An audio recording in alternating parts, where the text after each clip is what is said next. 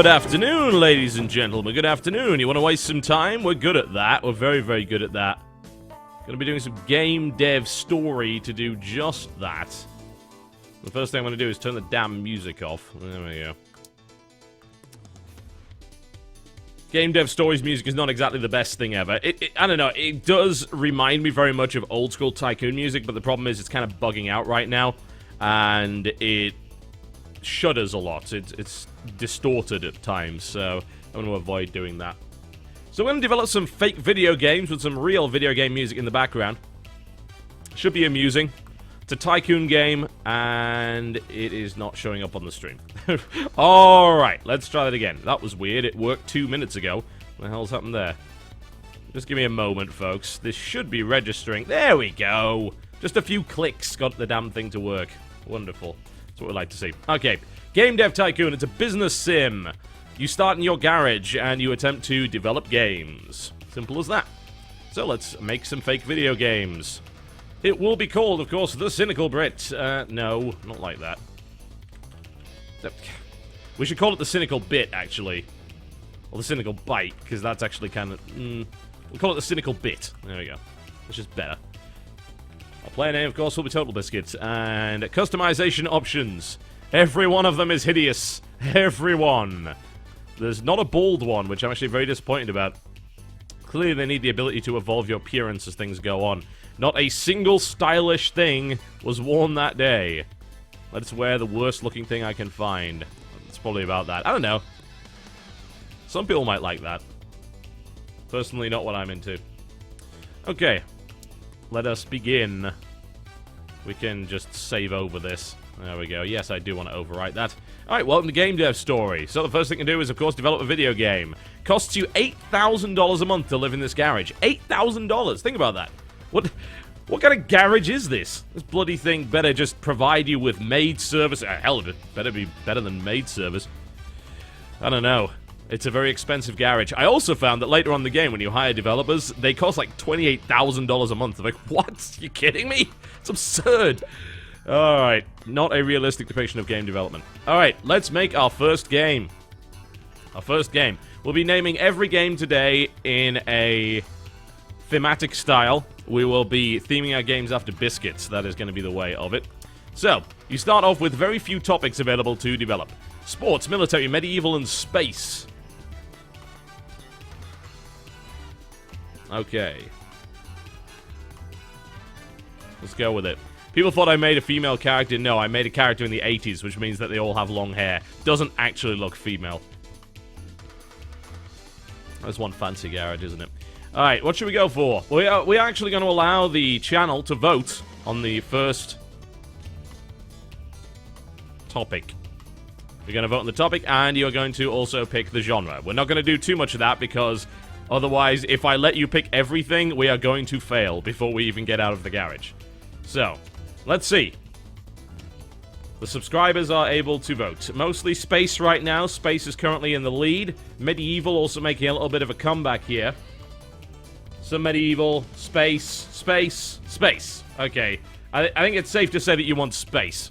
Okay, let's pick our genre. Genre time. Space action, space adventure, space RPG, space sim, or space strategy, ladies and gentlemen. Which will it be? Vote now. Vote now in the chat. Also, I have a feeling that this thing keeps turning its music back on. I might have to just turn the sound off entirely for it. Yeah, it's turned its music back on. Alright. Excuse me for a second. I'm gonna have to mute the game because... Oh. I'll tell you what's going on with this. God. There. The actual... Even trying to turn the music down and everything in the Windows mixer, it's completely covered up with the Game Dev Tycoon logo. It's buggy as hell. They need to fix that immediately. Alright, there we go. Seems to be fixed, and now is not actually appearing on the screen. Come on. Quit being terrible. There we go. Fixed. Alright, so. A lot of space strategy coming on here. A lot of people want space strategy. What I want is a patch for the damn game. Space strategy. Also, we have a legit PR guy from Evolve PR who represents a large number of game developers. This is a guy that represents CD Projekt as well as many others. Evolve PR is in the chat watching me make games. I'm not sure if this is going to affect my relationship with the PR company. Okay, well, it's gonna be space strategy. Come on, we're playing StarCraft music in the background. It's gonna be a space strategy. We're gonna make... Alright, so we're gonna pick a dev platform. The G64, the PC. Currently, the G64 actually has a bigger market share, but costs more to develop for. It's got enough for market share, in my opinion, to actually develop for it. So I'm gonna pick the G64. This is the 80s, ladies and gentlemen. We are gonna develop Biscuit Craft. There we go. It will not be text-based. We're going to make a 2D game. Alright, let us begin our development process for the G64. Alright, now, there are 3 stages of development. Each of them allow you to change various aspects of it. So, not really so concerned about the story. I'm going to nail that down. I want a game that's all about the gameplay. There we go. We're going to focus on the gameplay for this particular title. And then we'll see how it goes. Now, what happens is here, you gain research points as well as points in design and technology. Now, the more point, as far as I can tell, the better you do in design and technology by the time that the game is actually finished, the better it gets, and that is also affected by your skills. At the start, you only have one developer who has 300 skill in everything, and you are not hiring anyone else right now. No one wants to live in your garage, nobody. Okay, dialogues. We're not so concerned about that. I think we should be focusing on the AI, because it's a strategy game. Bad AI would be a bad strategy game, so let's focus on the AI. Not so concerned about the story, although I may be completely wrong. I'm making a game that I would like, which probably means it won't sell very well. Okay, world design, graphics, and sound. Okay, so we could make it graphically impressive, but I'd rather focus on world design. I think if you've got a compelling world, then you can overlook graphics and sound, and, you know, you can still... Obviously, it's still going to be decent, but it's not going to be great, so I'm going to focus entirely on world design. Alright, let's see if Biscuit Craft, the space strategy, will be a success. Currently, there are bugs in the game. We'll have to fix those before we actually release it, unless we want to cash cow it. Time is a fairly relevant factor in this game, so you can actually wait while the game is finished, and you may get more points in design and technology, so you polish the game up. You can release it with bugs, but if you do, it's a very bad idea, because you will get a lot of negative press from that. You'll also get experience. As you'll notice here, I used the new topic and new combo, and it was also a great combo. Anything that makes sense, like, say, military simulator or dungeon RPG, that gets a great combo bonus, so it makes sense. Alright. Here we go. Let's see if our first debut game, Biscuit Craft, is any good. 8. There we go. Good start right there. That's what we like to see. Yes, see? I told you. Focus on artificial intelligence is a good idea. It's an 8. There we go. Excellent. See? I know what I'm doing. I can develop video games. This guy sucks. He's embargoed. He gets no press copies from here on in. That's actually a dreadful score. And now everyone is going to get fired. No bonuses for anyone here. Well, that was pretty reasonable. Not a bad start for an initial release, I think. That should be alright. Alright. So, let us start to gain some fans for our development house. Cool, we're making some money. In the meantime, I'm going to develop a new game. When you click on the computer, it does actually put... No, don't give me that music! That's completely inappropriate. My game is selling well. Don't even do that. That's foreshadowing. Alright. That's better. Bit of Soul Calibur in there, saying, hey, we are a successful indie developer. Alright, so you can see units are selling here. When you click on your computer, it pauses. This is very important because game time goes through fairly rapidly, and each month you are going to incur expenses, lots of them. It costs this guy $8,000 a month to live in his garage. Why? I have no idea. One has to assume it's the garage of some gigantic castle or something. So in the meantime, you can do things. You can either research, at least initially, or you can develop a new title. Well, I don't really have enough research points to make a custom game engine yet, so I should make a new game while this one is selling. Not bad, 5,000 units in the first week, that's okay. And we now have 31 fans for our game developer. How wonderful. Let's develop a new game. Alright, I'm going to leave this up to the chat again, because you got a good combo last time. So, which topic? Sports, military, medieval, or space, ladies and gentlemen? Vote now in the chat.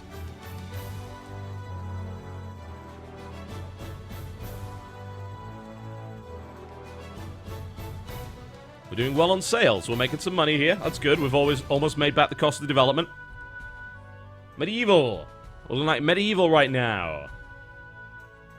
A lot of medieval. You can't do military sports as much as I wish you could. Yeah, I think we're doing medieval. Alright. You can only pick one theme and one genre. We're not doing medieval military sports. That's silly. That doesn't work.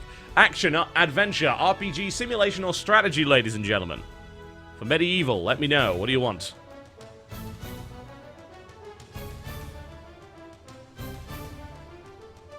Medieval sim? Sim? Really? That's a bit risky. You guys would be dreadful developers. Innovating on your second game? That's an awful idea. This is very mixed. This is very mixed. I'm getting a lot of adventure here. Good amount of RPG as well. Medieval RPG, you think?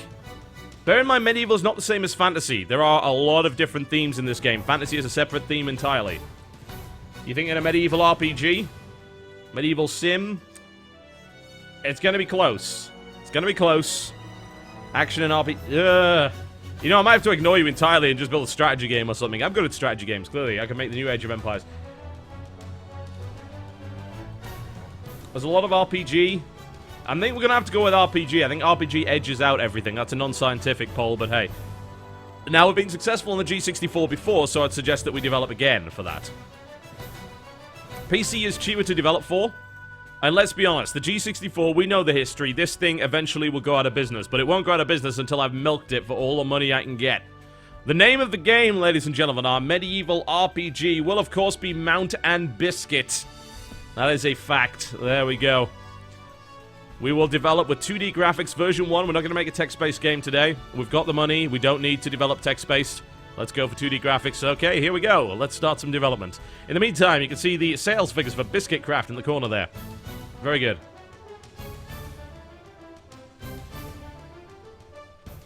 Alright. Engine, gameplay, story, and quests. Well, it's an RPG. We've got to focus on story and quests a lot.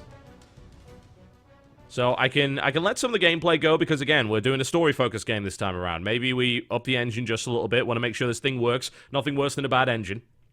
So there we go. Focus on the story and quests. We can develop our own custom game engine. We'll be doing that soon, but I need the research points and the money to do so.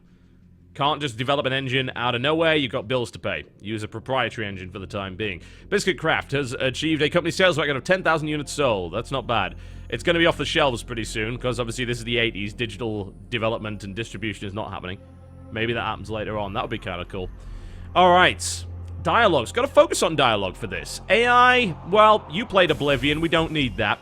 So, we're going to focus a lot on the dialogue and a lot on the overall story. That also means that we'll probably need pretty decent world design. It's an RPG. We've got to focus a lot on that. A lot of design, not so much on the technology this time around. So, we might end up being a colossal failure because the game doesn't work properly. Alright, we're going to focus on world design. I think we could probably focus a lot on the sound as well. Let's make an atmospheric world. Graphics not so important at this point.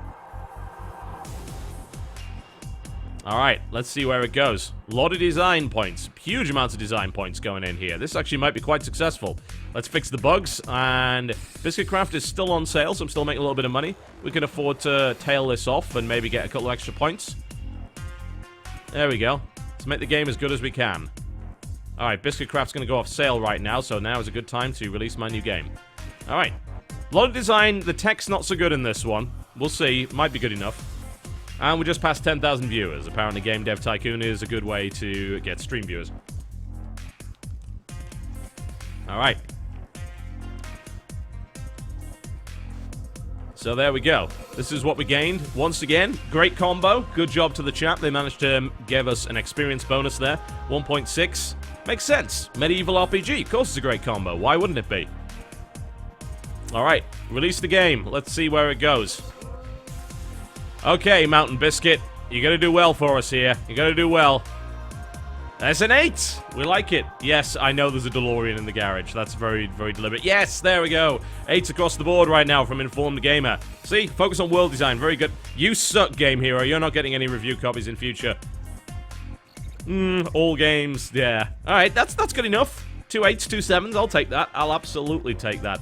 That should work pretty well for us. Okay, let's see how well this sells. We're going to build up our fan base. This one's selling way faster than the previous one. Look at that. 8.8 thousand in a month. Absolutely fantastic. Absolutely fantastic. Alright. In the meantime, now is the time where we can maybe do some research. Let's get a custom game engine going. Oh, I don't have the research points for that. Okay. Won't be doing any research anytime soon then. Alright, so early on in the game, it will offer you contract work. This is the idea that you finish other people's games for them. Gets you a little bit of money. It's a pretty reasonable thing to do if you don't want to go directly into developing a brand new game. You can do contract work, which might be a decent thing to do right now. I'll show you how this functionality works. So basically, you get a time limit to develop this much stuff. And this becomes relevant later on in the game because you get staff. Whoa! Yeah, I'm not 99 designed to fix this. Screw you, you gotta be kidding me. That's definitely not worth it. He was only gonna pay me 13k for that. You gotta watch out. If you fail it, you get a penalty. Seems like the easiest one of these would probably be this one. It pays 13,000, penalty of 5k. So 11 design points and 2 technology points. I can totally do that. This is relevant later on in the game because as you hire staff, they have different specialities. So if you have a studio that's got a lot of technical expertise, you can take on the big tech jobs, but you will struggle with the design jobs. So let's do a little character design. So you can see the timer is ticking down there, but we're still making money in the background. Mountain Biscuit looks to be a great success so far. And as you can see, the Commodore 64 is doing very, very well. It won't later on. Now, the funny thing is that Game Dev Stories stuff is very much based on reality and history. So even though they're using fake stuff, you know that's the Commodore 64, and you also knew what happened to the Commodore 64 and the ascendancy of the PC after that, as well as the various other console platforms. What I would like to actually see is a variation on it. What would be cool is if the game actually varied things up, and in fact the C64 became the dominant platform, and consoles maybe failed out of the gate, and maybe there was a big era of PC dominance and things like that. That would be pretty cool. Well, Mountain Biscuit is doing very well for us. We have $200,000 right now, and we've been able to do some contract work. Very, very cool. Contracts are also nice if you want to get just a little bit more research done, which is exactly what I'm doing right now. So I'm accepting some contracts to try and get 3 more research points so I can develop my own custom engine. If not, I'll make a new game, and that will allow me to do it. Mountain Biscuit over 20,000 sales sold. Look at that. That's pretty good. Excellent. And no research points from that. Okay, let's make a new game then. So we still have 2 more genres that we haven't... Well, we've actually got more like 4 more genres and 2 themes that we haven't used yet. So I don't need to research any new themes yet, I don't think. Alright. So, you get to pick sports or military. Sports or military. You've already picked medieval and space, so... What are we doing? Are we doing sports sim? Are we going to do a mil sim? What do you want? Or do we want something entirely different? Sports RPG, really? I hate you so much. Military, milsim, a lot of military. Okay. We're looking like military. Pick genre, action, adventure, RPG, simulation, or strategy. Go! Tell me. Are we making a milsim? Are we making a military action game? Are we going to make the 1982 equivalent of Call of Duty? What are we going to do?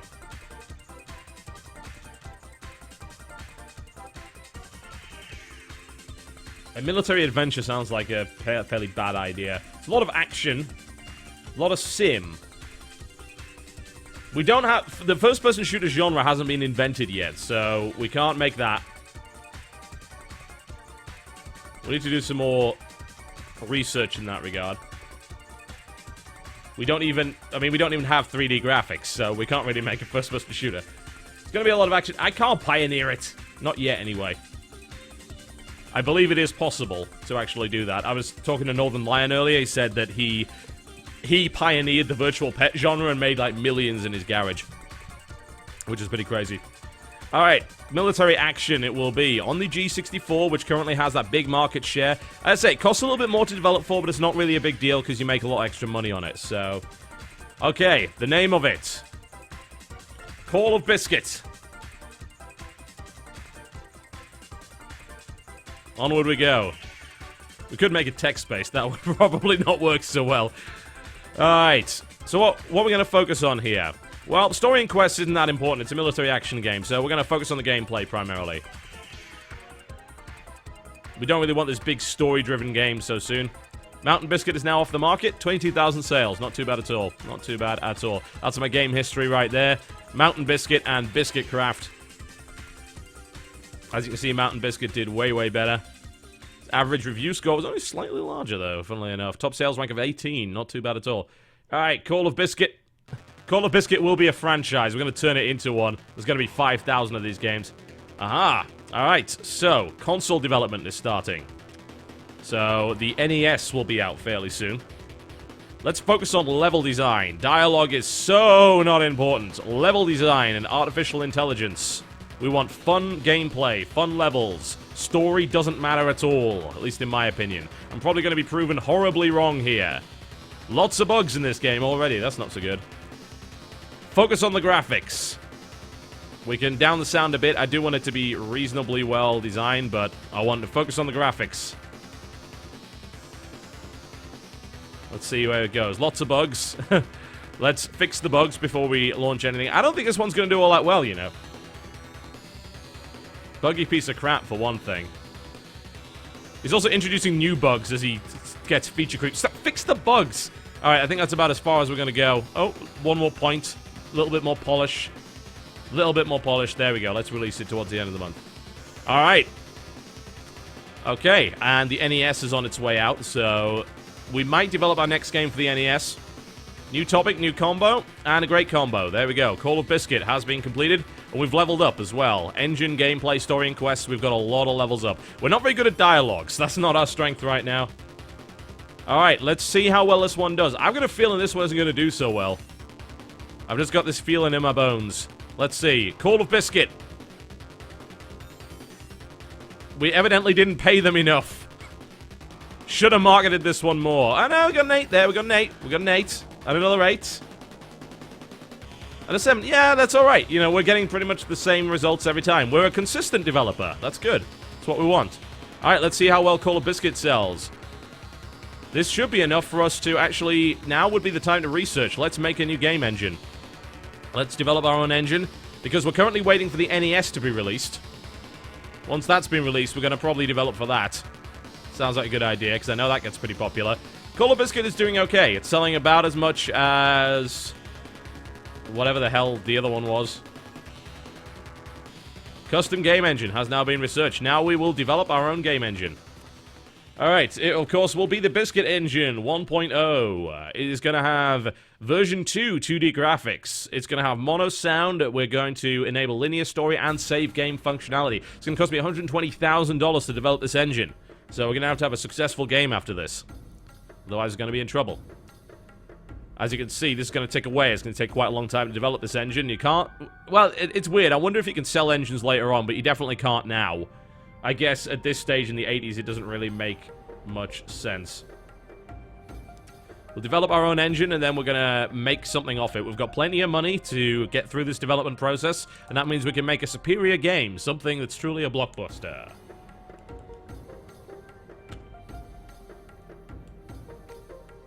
Oh, I should have waited for the pad, you're right. Ah!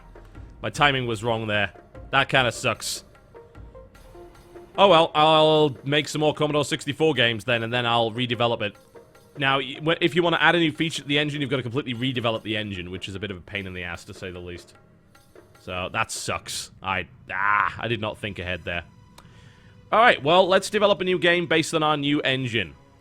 We have one more topic left, folks. Sports. What genre do you want for sports? And then we'll start mixing things up. Action, adventure, RPG, simulation, or strategy. Vote now.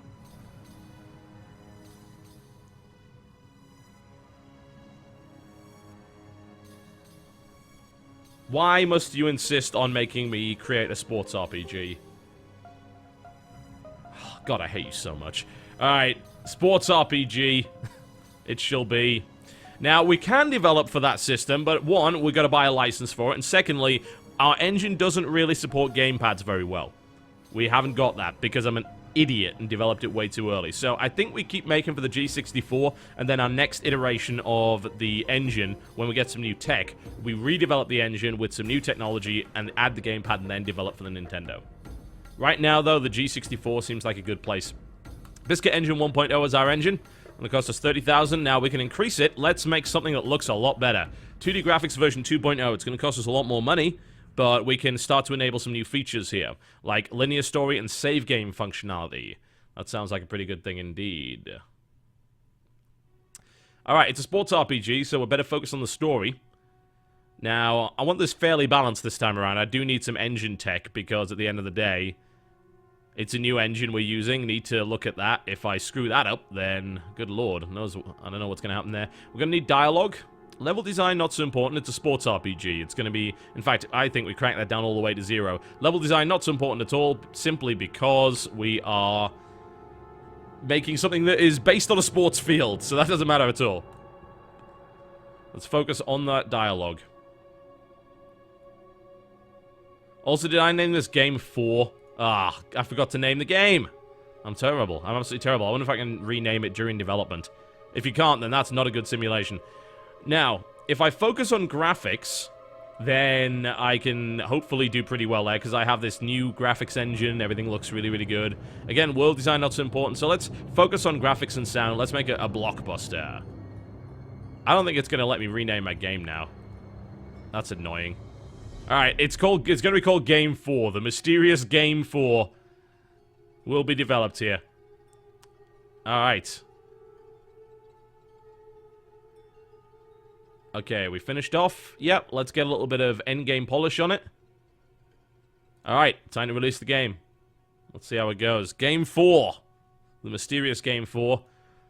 New combo. Not a good combo. You guys suck. Sports RPG is a dreadful idea. But I've leveled up my dialogue. That's always good to see. So everything's now level 2, aside from my experience in the new 2D graphics engine. Alright. I can now research the joystick. I don't know how useful that is, actually. I assume that would be for Commodore 64. And it's not good. Yeah. Our sports RPG is not doing so well, I'm afraid. It's okay. It's a bit of... I think maybe we rushed it. We focused perhaps too much on graphics apart from good gameplay. Maybe I shouldn't have leveled that down so much. Well, the sports RPG didn't do so well. Let's see if it actually sells. Selling alright. Okay-ish, I guess. Not as good as the other stuff. Alright, well, that was lousy. Okay, let's do some research. I think we need to research the joystick. Game number 4 is apparently a commercial failure. I think it's probably paid itself back, but it certainly didn't pay back the cost of the engine development, so that's not so good. We have a successfully researched joystick. Let's also grab gamepad. Then we'll research a few new topics, I think. Let's find out some new stuff. Everyone will buy this game on Steam or GOG when it finally gets re-released. I'm just going to re-release this game as a social game with microtransactions in about 20 years. It'll be totally fine, don't worry. Game number 4 will go down in history.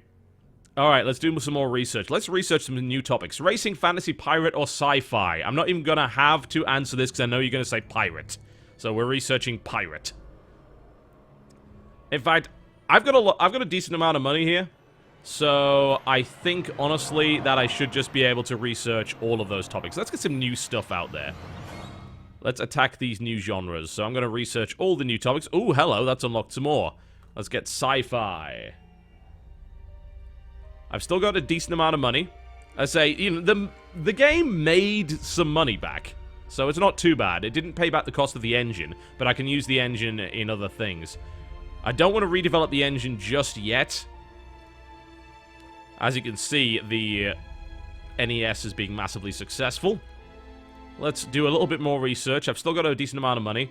Transport. I can make Transport Tycoon. Yeah. We should do that. Government Simulator would probably do pretty well. I wouldn't release a Government Simulator yet, and the reason I wouldn't do it is because later down the line, it's going to spread out into age demographics, and when we do that, a Government Simulator will sell way better at that point, I think, when we can make a mature Government Simulator aimed at PC users. Alright, we've got a couple of new genres. So. Alright, ladies and gentlemen, you get to pick the topic once again. We have new topics available. Pirate, sci-fi, or transport. Vote now. Pirate, sci-fi, or transport. Are we going to make Train Simulator? Is that how it's going to be? Yeah, I'm thinking pirate is going to win here. Okay, pirate. Genre, action, adventure, RPG, simulation, or strategy. Vote now. 16,000 viewers on the live stream right now. That's actually more than I sold copies of Game 4.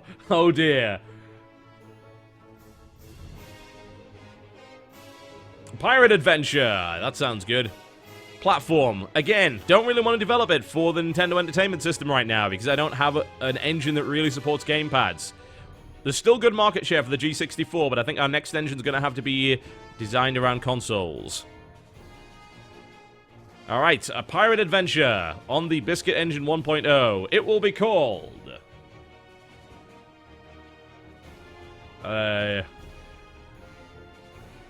Biscuit Beard. There we go. It is called Biscuit Beard.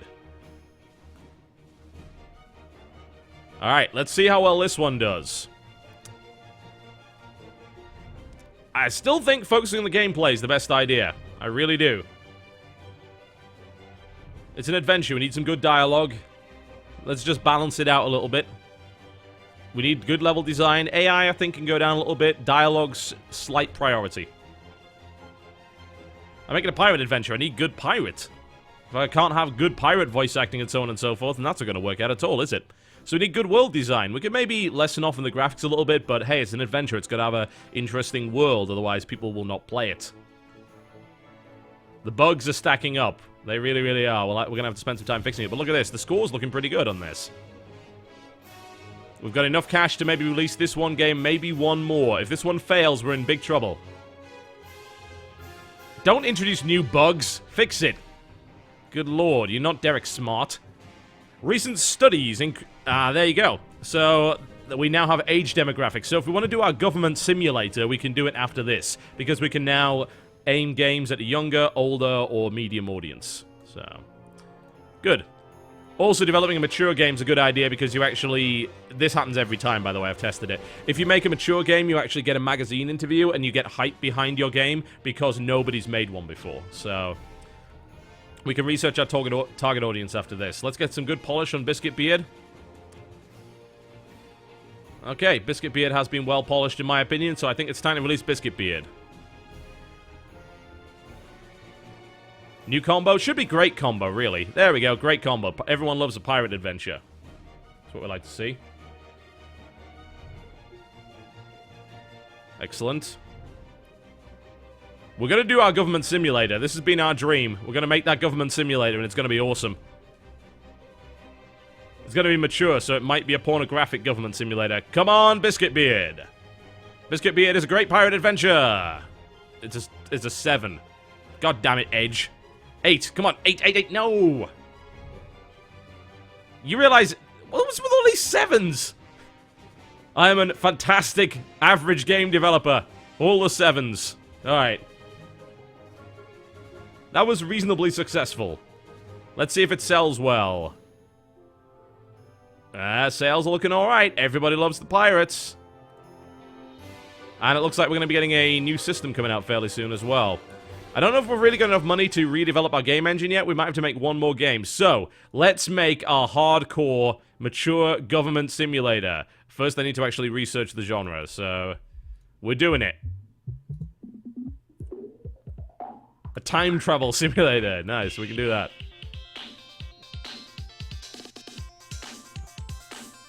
See, Biscuit Beard is selling well. The reviewers can sort off. 7 is a good one. Fantastically mediocre. 10 out of 10.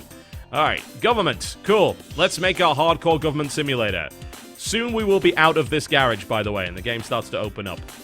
But I want to stay here until I've made good money. Moving into the office costs a lot of money, so let's not screw that up. Alright, the topic will be government. It will be simulation.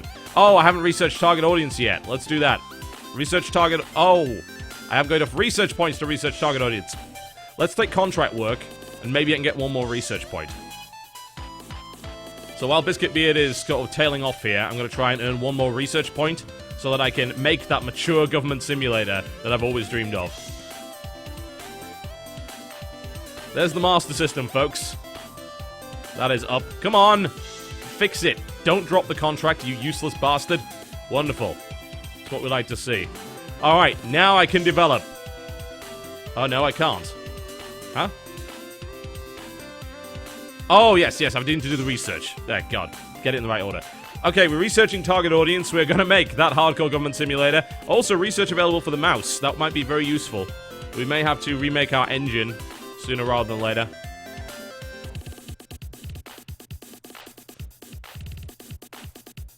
That's what we like to see.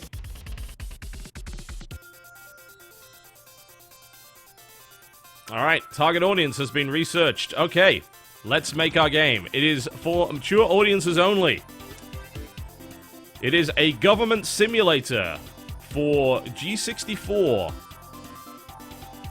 on the Biscuit engine. Hardcore mature government simulator.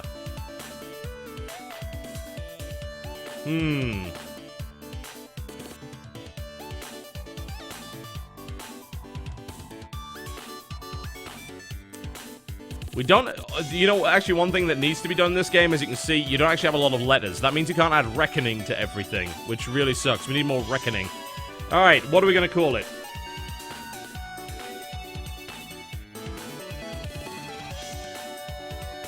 Citizen Bane. Yes. Yes. All of that. Love it. Great suggestion from Pablo the Orange in the chat there. Those of you wondering if you can't chat, we have subscriber only on. We always have subscriber only on. It is designed to make sure you can actually read the chat instead of being spammed. It also deals with trolls. You want to pay $5 to troll? That's your business. Okay. We will focus on the gameplay and the story. We can cut down the engine. That doesn't matter so much. It's a hardcore, mature government simulator. Citizen Bane will be our magnum opus. A reporter for Planet GG has come along saying there's a rumor that you're developing a game for mature audiences. Would you like to give an interview about this? Yes, we would. Let's hype it. The sequel will be House of Biscuits or The West Biscuit. All of those are possible. We will publish the interview next week. All right. 19,000 viewers right now. Good lord. I should stream more often. Why am I not running ads yet? God, I better do that. Alright. Dialogues, level design. It's a smart game. Artificial intelligence. We're going to focus on that. We're going to have good AI in this government simulator. Level design, not so important. Okay. So, gave our little interview, and we now get a little bit of hype for our game. So, here's hoping this actually sells well. Otherwise, we're in big trouble. Also, hype's really bad if you end up being bad. Like, if your game ends up sucking, but you've got a lot of hype behind it, you might sell a lot, but you end up losing a bunch of fans, so that kind of sucks. Graphics, not so important. We want good world design for this. This is going to be compelling. A mature government adventure. The collector's edition, by the way, comes with a free rosebud. Let's fix the bugs first. God, we are not Paradox. Look at the amount of hype behind this. Everyone wants my hardcore mature government simulator. Polish it, polish it, polish it. Come on, polish it. More polish. The Master V just came out. That's the Master System, as you can see. Industry experts claim that it will do well in other parts of the world. Alright. We are polished. Let's wait till the end of the month. No bugs. Polish. Release it before he makes more bugs. There we go. Citizen Bane. New combo. Great combo. Hardcore government simulator. Everyone likes that. Okay.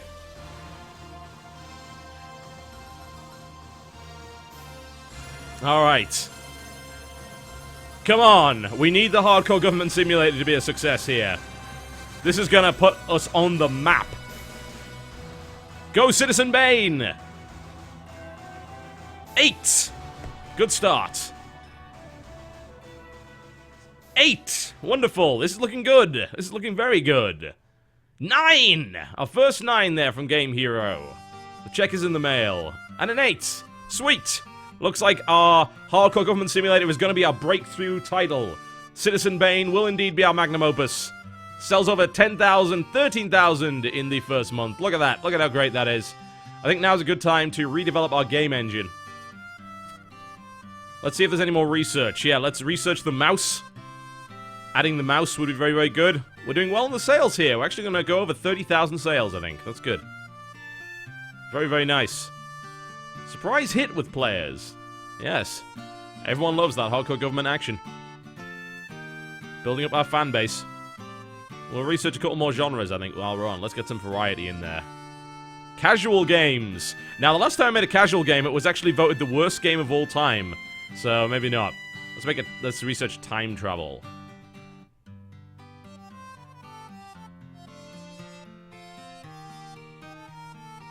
There we go.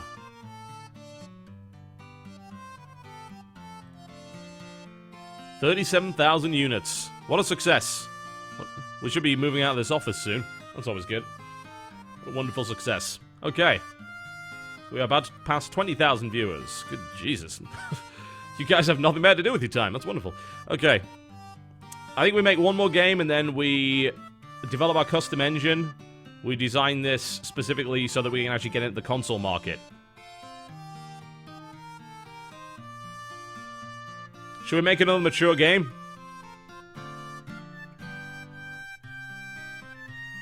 I'm thinking we go with mature again. We did well in the mature games. That'll be good. This is a time-traveling pornographic adventure. Because I can. There we go. As you can see, the market share is being slowly eaten away by the NES and the Master System here. That's something we're going to have to work on. We'll have to develop our engine to work properly with that. Alright, it's a hardcore time-traveling adventure with pornographic themes. What is it? What is it called?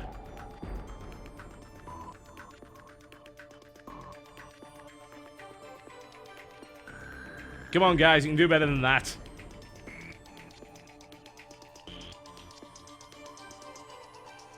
Star Whores.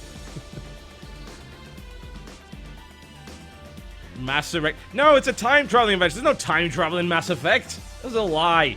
Not going to call it Mass Effect. The custard creaming. That's the worst thing ever. Let's go with it. The custard creaming. The brand new pornographic time-traveling adventure game on the Commodore 64.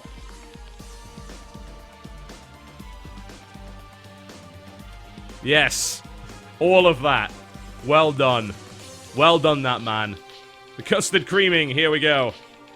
And as you can see, the G64 is starting to lose market share. Not good. Not good at all. Once again, gameplay, story, and quests. We should also focus on the graphics.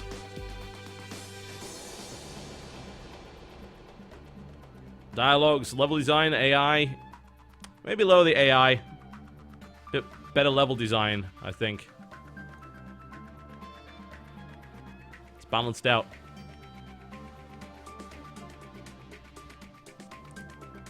Okay.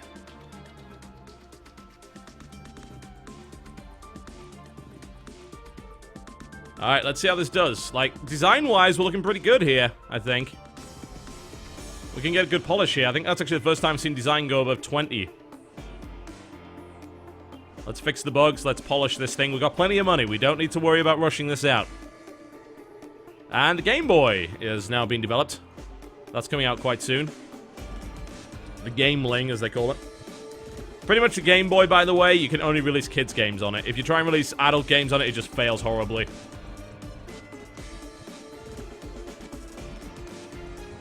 Are we good? Stop bugging the game. I think it's probably time to release. This guy's just an idiot. Polish it. Polish it. He's not polishing it. Alright. Okay, that's as far as it's going. Okay, let's see if our time-traveling adult pornographic adventure will do the job. It's a great combo, apparently. Everybody loves the custard creaming. Let's see how it goes. This is so terrible. Alright, we just leveled up. We can research open world now. Let's see how the custard creaming does. It's an 8. Excellent. We shall not fail this day. A 10 out of 10 for Informed Gamer. He loves the custard creaming. And another 10. Once again. We prove that old human axiom. Porn is successful. You can't fail with porn. Well, this should do pretty well. Oh, wow! The sales. Those sales. Over 50,000 units in 1 month. Incredible. And the game link has now been released. This is something we will not actually... We're not going to be making pornographic games for the Game Boy. That doesn't work out so well. That gives us time to do some research. We should do some research into casual games. That's a new genre. Over 100,000 units sold. Just can't get enough for that custard cream. We could actually move office right now.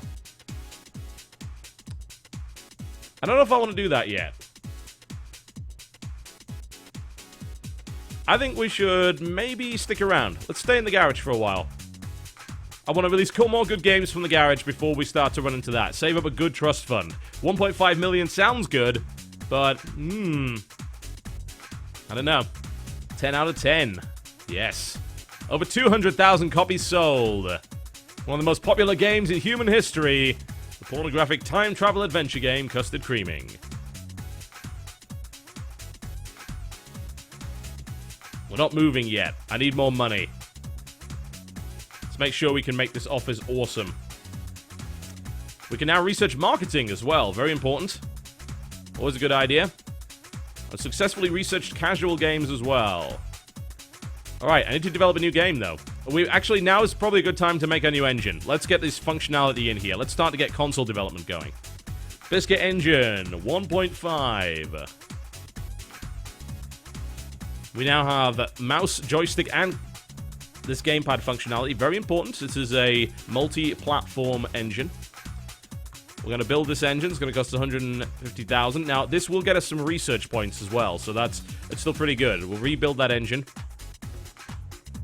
And then we can start focusing on console games. Admittedly, I should be making more mature porn games for the C64, because holy hell.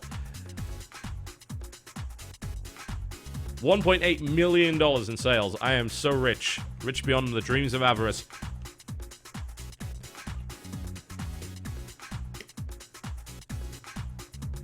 Alright.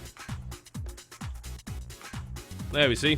Lots of research points. Plenty of money. Don't really need to worry about money right now. I've got $1.9 million. Everything is fine. Biscuit Engine 1.5 has been completed. Okay. So now we can buy licenses and we can start to develop for the other machines. Now, we can develop for the Game Boy. Like, we could actually make casual games. As you can see, the market share for the Game Boy is actually ridiculous right now. So now would be a good time to make a couple of Game Boy games. Now, what I know for a fact is that the mature hardcore games don't work so well on the Game Boy. So we might want to make a game for young people, which will not, in fact, be a time-traveling pornographic adventure. Absolutely not. Okay. Alright. I actually just need to go to the bathroom. So I'll be right back, folks. And then we'll develop our next game. Alright. Let me just get the game to work again. It doesn't necessarily work all that well with streaming. There we go. Cool. Alright. Well, we're going to develop Pokemon. We're going to try and make Pokemon.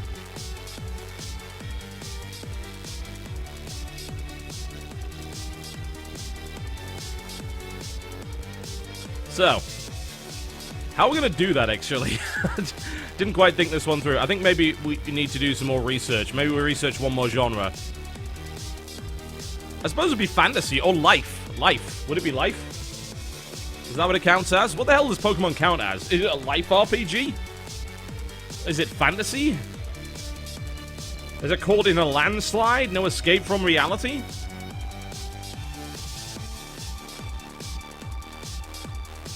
I guess it's fantasy, isn't it? Alright, we're going to need open world to do this, really, aren't we? I think we should just research open world instead, because you can't have a Pokemon RPG without open world. That would be ridiculous. I have a feeling that open world, actually, I kind of needed that in my engine, so I guess that doesn't really work out so well. Ah, the Game Gear. Won't be fooled by you.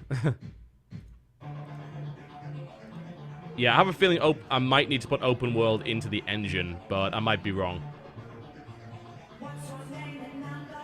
Alright. Okay, so we are trying to develop Pokemon. I'm not... Would it be sports? I don't know what Pokemon is.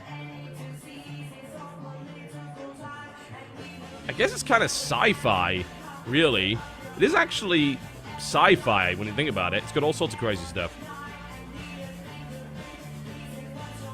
Or would it be sports?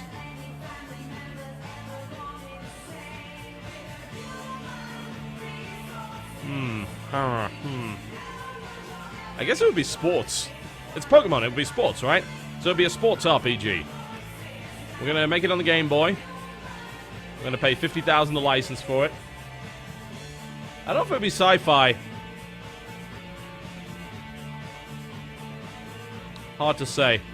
Put it on a new biscuit engine. Pretty sure it's not military. I think sports RPG will do well. How is it not a sport? Like, they're in stadiums and shit. What's wrong with you? They have gyms. How can it not be a sport? Pokemon is clearly a sport. You guys just have no understanding of nuance. It's true. Sci-fi, then, maybe? Sci-fi is probably the closest. Alright, let's make sci-fi. God, you guys suck. You're really bad at game development. I'd never trust you again. Alright. TotalBiscuit. Here it goes. With sci-fi RPG. I don't think this is going to work out so well. Aimed at a young audience. Gonna focus on the gameplay and the story. We're gonna support Gamepad, needless to say.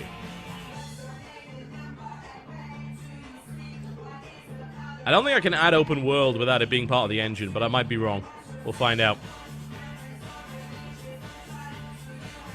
Maybe that you need to add it as part of the engine. Alright, dialogue not so important. Level design, lots of level design.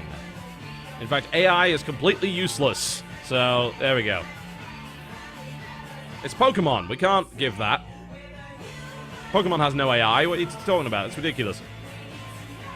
Well, we can't make it an open world without developing it into it. So this is a prototype for TotalBiscuit.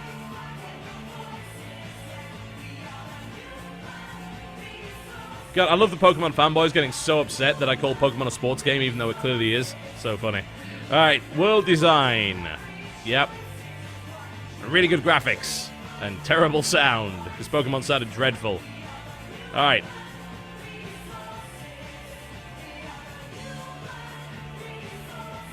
There's a lot of design in here. Let's get this polished up. And the Game Gear just came out. Let's finish everything up. Alright. There we go. It's polished. Let's go with it. New record on both technology and design. And we got massive level ups across the board on that one. It was a great combo. New topic, new combo. That's good. Sci-fi RPG. Oh, look at all this crap we just unlocked. Holy shit. Look at this. Better AI level editor. I need to redevelop my engine again. I think it's time to move on up. Let's hope this is successful, otherwise we are screwed. Let's move to a new office. Alright, this will allow me to hire staff and do all sorts of things. Let's see, how well did TotalBiscuit do? 10 out of 10! Yes! I knew it! We have successfully developed Pokemon as a non-open world space RPG. 10 out of 10! The best game ever. Screw you all games, no more review copies for you. Alright, TotalBiscuit is selling absurd amounts of copies. 125,000 copies. 250,000 copies. Good lord. That's terrifying. Absolutely terrifying. I'd love to research marketing, but I can't afford it. In fact, there's going to be a lot of problems with the research here, because I don't have a lot of research points. So, we've made a lot of money, it's time to bring in new people. But first we need to train ourselves in staff management, otherwise that won't work at all. So, TotalBiscuit has made us... Oh, is this going to sell over 500,000 copies? Looks like it might be. And the G64 is finally done, so... A storm of good reviews and excited customers. It's a rare game that will set quality standards. It is clearly, we have just made a knockoff of Pokemon and succeeded in selling 500,000 copies. Bestseller, we have made $5 million. And didn't do it with a publisher. See, publishers are rubbish. Look at that. Best-selling thing of all time. It's a good point that someone just made on Twitter. Why is there an SNES or a SNES in the office before the SNES has been developed? Good question, developers. What are you doing? That's completely broken my immersion. I'm just going to quit right now. Alright. Good. Now, we could put up a massive budget for hiring new staff, but since I'm cheap, I'm just going to put up $500,000. I'm going to put $500,000 to try and find new staff.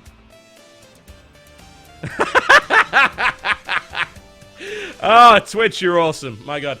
I tweeted Twitch saying, hey, Twitch, why am I not on the front page with, like, more viewers than all the WoW streams on the internet combined? His answer is, we still haven't forgiven you for B-Clicker. Yes. Anyone who's following me on Twitter really knows what that's on. Oh, lovely, lovely. Okay. Right, so let's pre-filter the applicants. So we've got 3 things we can do. Complex algorithms generally will involve you getting someone that's really good at technical stuff and not so good at design. Showreel is the opposite in game demos, somewhere down the middle. So we're going to hire 2 staff. I'm going to hire a really technical guy and a really design-focused guy. I don't want to hire more than 3 staff right now. I think that's unnecessary. So in the meantime, what can we do? Well, we could redevelop our engine with some new functionality, but that's probably not a good idea. We haven't researched enough to justify the upgrade, in my opinion. So I think we need to make a follow-up to TotalBiscuit. Can we ruin everything? Maybe let's wait for new staff for that, actually. In the meantime, let's just do a little bit of contract work. Why not? Let's just do a little bit of contract work to keep the office open while TotalBiscuit sells a bazillion copies, and then we'll get some new staff in. We need to train them up anyway before we make some new games. Alright, this guy's pretty fast. That's cool. So, James DeMagati is very, very good at tech, it would seem. Alternatively, we have other choices. These guys cost a lot of money every month. This guy's cheap, actually. I might just get him, because he's $8,000 a month. But this guy is super skilled. Look at him. 421 tech, massive speed. Maybe we hire one really expensive dude.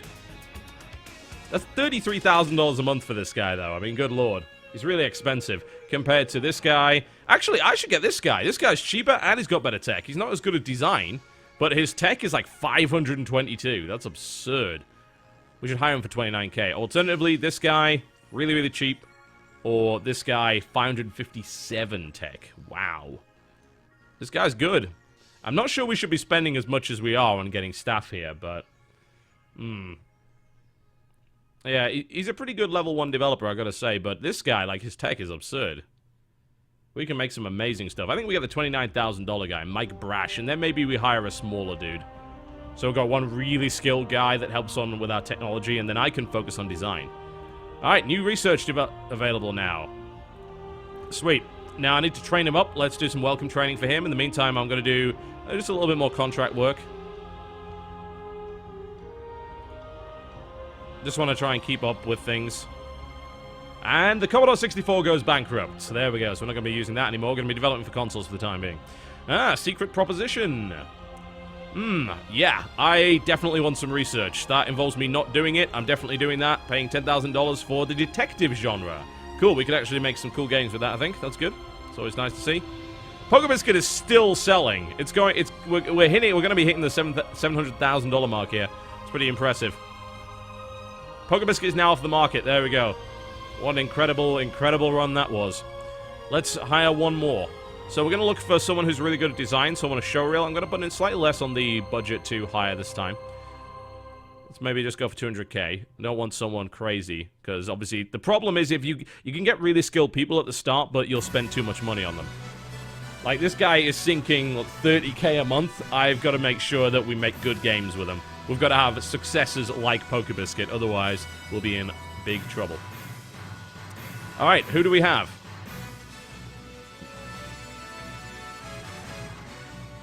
Level 2. And another level 1. He's pretty good at design, in my opinion, for someone... I know his speed's pretty bad, but, like, he's a good basic guy. He'd be good for research. Only cost me $9,000 a month. I think we could level him up. The guy in the middle has really good design, though. 19k. And look at that. The design is ridiculous. That's Esther Padala. We're actually hiring women in the 80s. This never actually happened. Let's go for the guy in the middle. Let's get Esther. Equal opportunities developer here. Diversity achievement. Rightfully so. The female demographic doesn't exist yet, by the way. This is the 80s. Okay. So, first things first. Train her up. Make sure she's all good. Alright, so his technology development is actually ridiculous, as you can see. So, we're going to be able to make some really crazy stuff here. I need to do some research, but I think we're going to have to make a new game. Otherwise, we're not going to get the research points for it. I can train myself if I want. The thing is, this stuff takes research points. I don't really have a lot of that yet, so...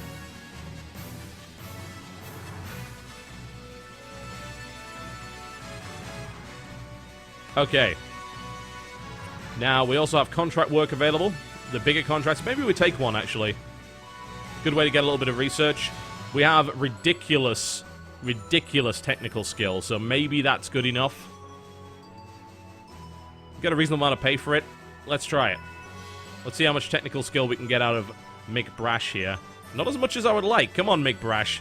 I don't think he's really settled in yet. We're actually going to fail this contract. Mick Brash, you suck. You suck, Mick Brash. What are you doing? Come on. Ah, we're going to fail it. Terrible. Disgraceful. Disgraceful. Mick Brash, you are just absolutely bad at your job. Alright, we're going to have to make a game then. These guys are still kind of getting used to everything. Maybe we do one more contract, something a little bit more manageable. There we go. There's something a little bit smaller. We can do that. As you can see, these bars right here are efficiency bars. You guys aren't efficient when you first hire them. You've got to get them settled in. So we're going to be able to set up some computers, get a little bit of research time going on here. That's always good. Ooh, currently... there's a trend going on right now. We need to develop a game. See, strong audience, young. So we need to make a new Game Boy game, I think. It is time, ladies and gentlemen, for Pornographic 2. Should we should probably make it in the same genre. We could just make the same game, but... they probably wouldn't like that. But we've waited a while, though, so I think maybe it's a good time to make Pornographic 2. Pornographic 2, ladies and gentlemen. Okay, let's do it. It's going to be a sci-fi RPG. As before, is going to be on the game link. On the Biscuit Engine 1.5. We might make a few variations this time around. Let's see if we can sell the second Pornographic. It's not called Reckoning. We can't fit it in there.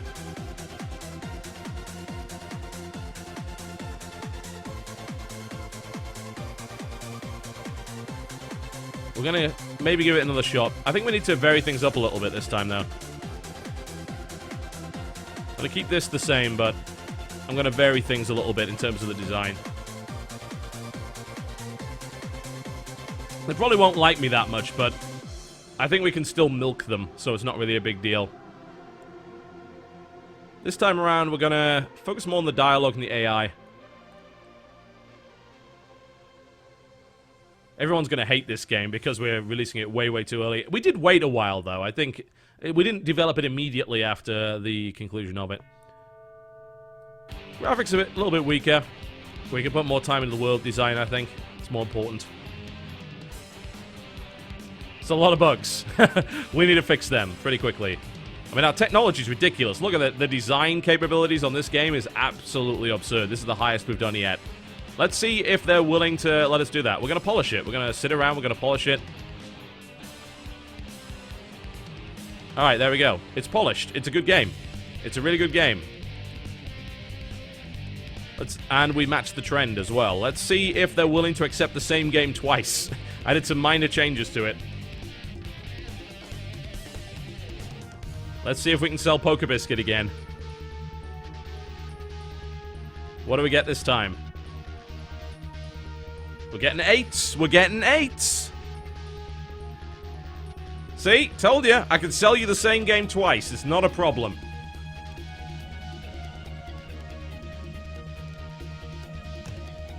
RPG games apparently work well in Game Link. That's good information to have. See? Told you. We have just become EA. We've released the same game again, and it is selling pretty well. Not as well as the last one, but it's selling well enough. It makes the money back. It makes us a profit. And it also gets us the research points. Now, while this is happening, we should definitely do some research. We need new stuff. We have a lot of money, so marketing might be useful. As you can see, we've got a lot of things here. We could start to develop 3D, but I'd rather develop this version of 2D, but I can't afford it yet. Okay. Alright. Better AI, level editor, better dialogue. Okay, let's start researching there. You're going to research cutscenes. And you're going to research improved AI. There we go. We're going to improve our games across the board. We're keeping it afloat quite nicely. Ah, 16-bit era is on its way. Keep an eye out for that. Didn't sell anywhere near as many, though, I gotta say. Like, the sequel didn't do that well at all. It did well enough, but it definitely wasn't the smash hit success, so we need new things. We could transition to 3D. Actually, we don't have enough research points for that, so we can't be doing that at all. Maybe we can do some contract work in the meantime, get some more research. I want to develop... Actually, we should redevelop the engine, maybe. We have new functionality now, so we have stuff like open world. We should include this. Alright, we're going to redevelop the engine. Better dialogue, AI, open world. Very nice. So there's going to be Biscuit engine. It's not really one... it's 1.8, I'd say. It's not 2.0, clearly. We haven't transitioned to 3D yet, so I'm going to make it 1.8. There we go. So let's develop a new engine. That's going to get us some more research. We're still sitting at about $5 million, so the company is very much afloat. Very much afloat. It was alright, you know. Made $500,000, definitely paid back the cost of production, paid for the new engine, so it's not too bad. We shouldn't make that game again, though. There's still a strong young audience, so I think that with this new engine, we could probably make something really cool for them. Very nice. Let's keep selling games to young audiences. Let's maybe research one more genre. Let's make a racing game. We haven't made one of them. There we go. Research-wise, we don't have enough points for anything else, really. Oh, we can make a level editor. There we go. We'll have him research the level editor. He's pretty good at that. And as you can see, the brand new platform just came out. We haven't really upgraded our graphics hardware yet in our engine, software, in fact, so I don't know if it's really worth developing for that yet. Ah, new research available. Steering wheel. Well, that's something we can't really do much with yet. Alright, we're going to make a new game. We're going to make a racing game. We're going to make a racing RPG. No, that would be bad. I don't know, we could. Racing action might work. We could make a racing RPG.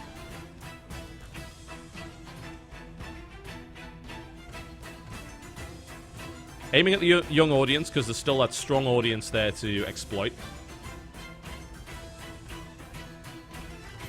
And you see the market share is starting to slip, but that's because there's more machines on the market. The TES is not even worth developing for anymore. This, you know, there's a big license cost for this machine, but it's gonna get there. Currently, it's still being outsold by the portables, though, so we should keep making Game Boy games. Maybe make one more and then switch over to the next gen, once we've got...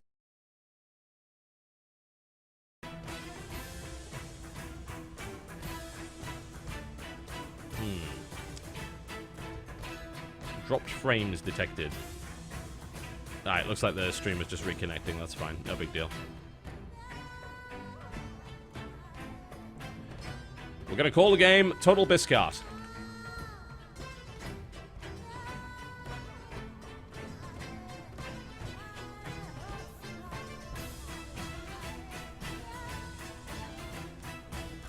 TotalBiscuit, ladies and gentlemen. Alright, here we go. On the Biscuit Engine 1.8. Slight updates. We could put open world racing in here. Now, I think I've researched marketing now, haven't I? Or did I actually research that? Alright, story and quests, really not that important at all. We're going to have good gameplay, really powerful engine. It's designed for a gamepad. We're going to put cutscenes in the game as well. I'm not sure we should put joystick on there. I assume joystick really only works for PC. It doesn't really explain that. I'm going to put it in there anyway. It's only additional 5K development. So, in the meantime, I don't think I can mark it. That sucks. I haven't researched marketing yet. Alright, we're just going to have to rely on this one selling well. Ah, damn it. The trend's just finished. Oh, well, never mind. Okay, better AI, better dialogues. Let's crank that up. We're going to down with the dialogues here. Mostly on the level design. We want really good tracks. Oh man, there's been a custard creaming fan game, ladies and gentlemen. Look at this. Alright, should we allow the custard creaming fan game to continue? Our lawyers are advising us that we shouldn't. But there is now a fan game of the custard creaming. We gotta let them. We gotta let them. We're not assholes. I'm gonna let it happen. We are not EA. Alright, more development. Let's ramp those graphics up. World design, not so important. More sound. We can actually add open world there. I'm not sure if it even does anything. I assume it just buffs the world design. So, there we go. We're putting, this is an open world racer called TotalBiscuit. Let's see where this goes. Hi, I'm Denise Reed, the main developer of the custard creaming fan game. I've recently been informed that your legal department has advised you to stop us, and I just wanted to say that I'm very grateful you didn't. The Cynical Bit is the best company in the world. I'm glad to be part of the fan community. We have gained 354 fans. There we go.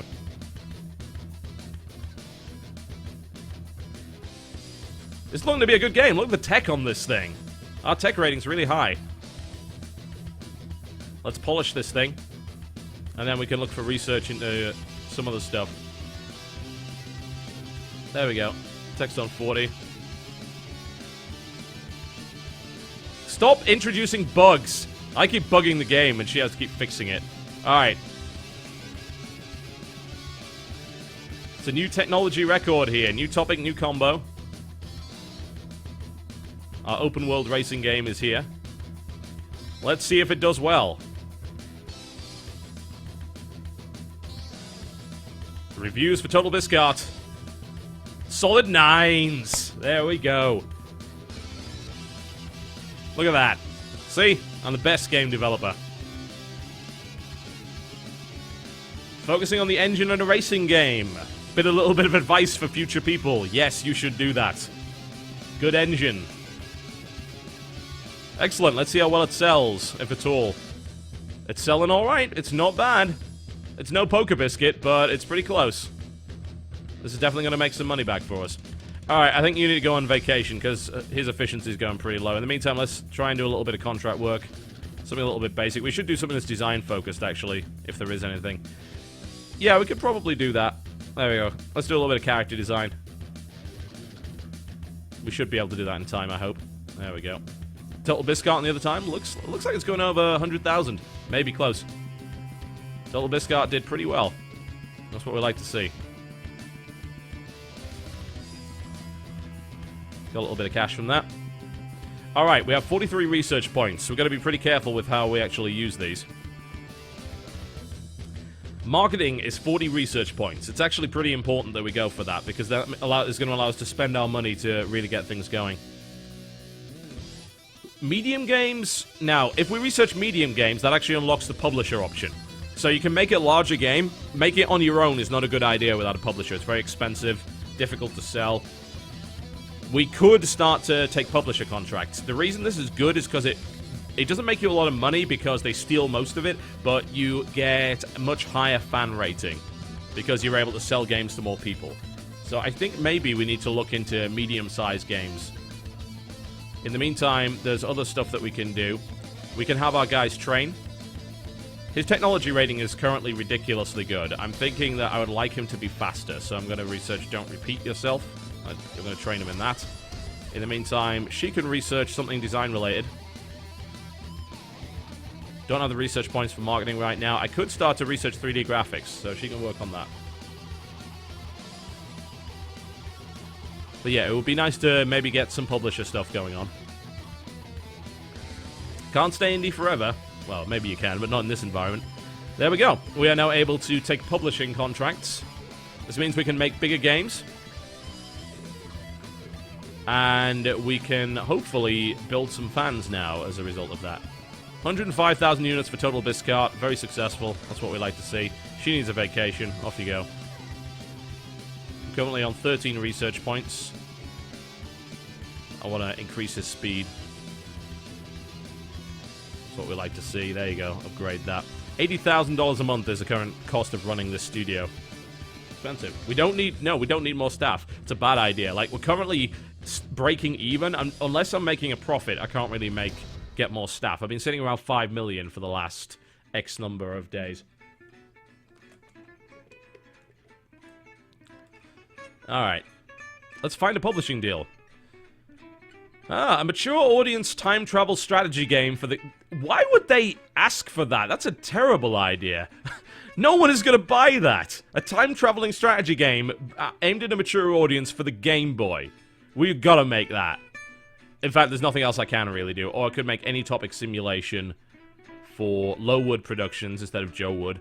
14% royalties, that's pretty good, but I've got to get an 8 on it.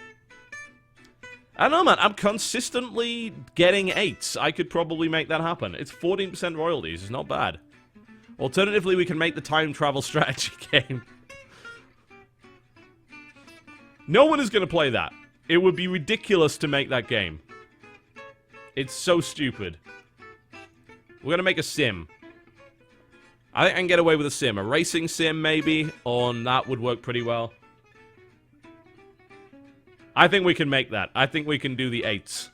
If we don't hit the 8s, by the way, we're penalized $250,000. Alright, we're making... I'm gonna make it E for everyone, I think. Make it a young audience doesn't make a lot of sense. I think we make a racing sim. Did we just make a racing sim, or was it a racing action game we made last time?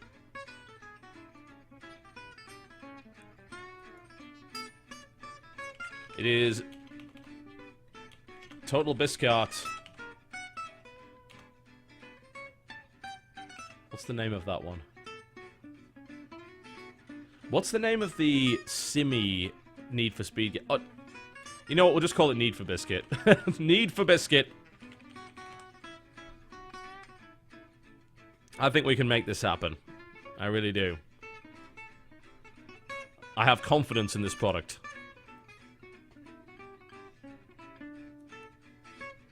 She's on holiday. She needs to actually get back here. I probably shouldn't have started this with one of my devs on holiday. Alright, now, in this case...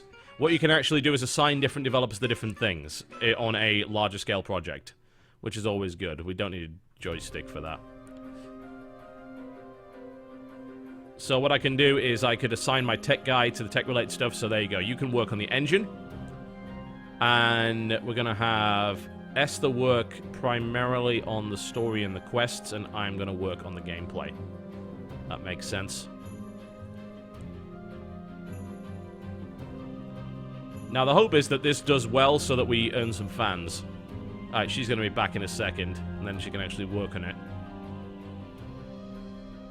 Engine's currently being developed right now. This takes a little bit longer, as you can imagine. It's a bigger project. Need to start building up those scores. Alright. Level design. Esther's going to work on that. Actually, Esther should really work on dialogues, whereas Mike can work on AI, and I will work on level design. We're going to pull dialogues down even further. Level design, just so much more important. Maybe we just buff the AI up a little bit there as well. I'm not liking these scores so far. We need better design, better tech in this thing. And here is the SNES that is coming out right now, which is handily enough already in the corner.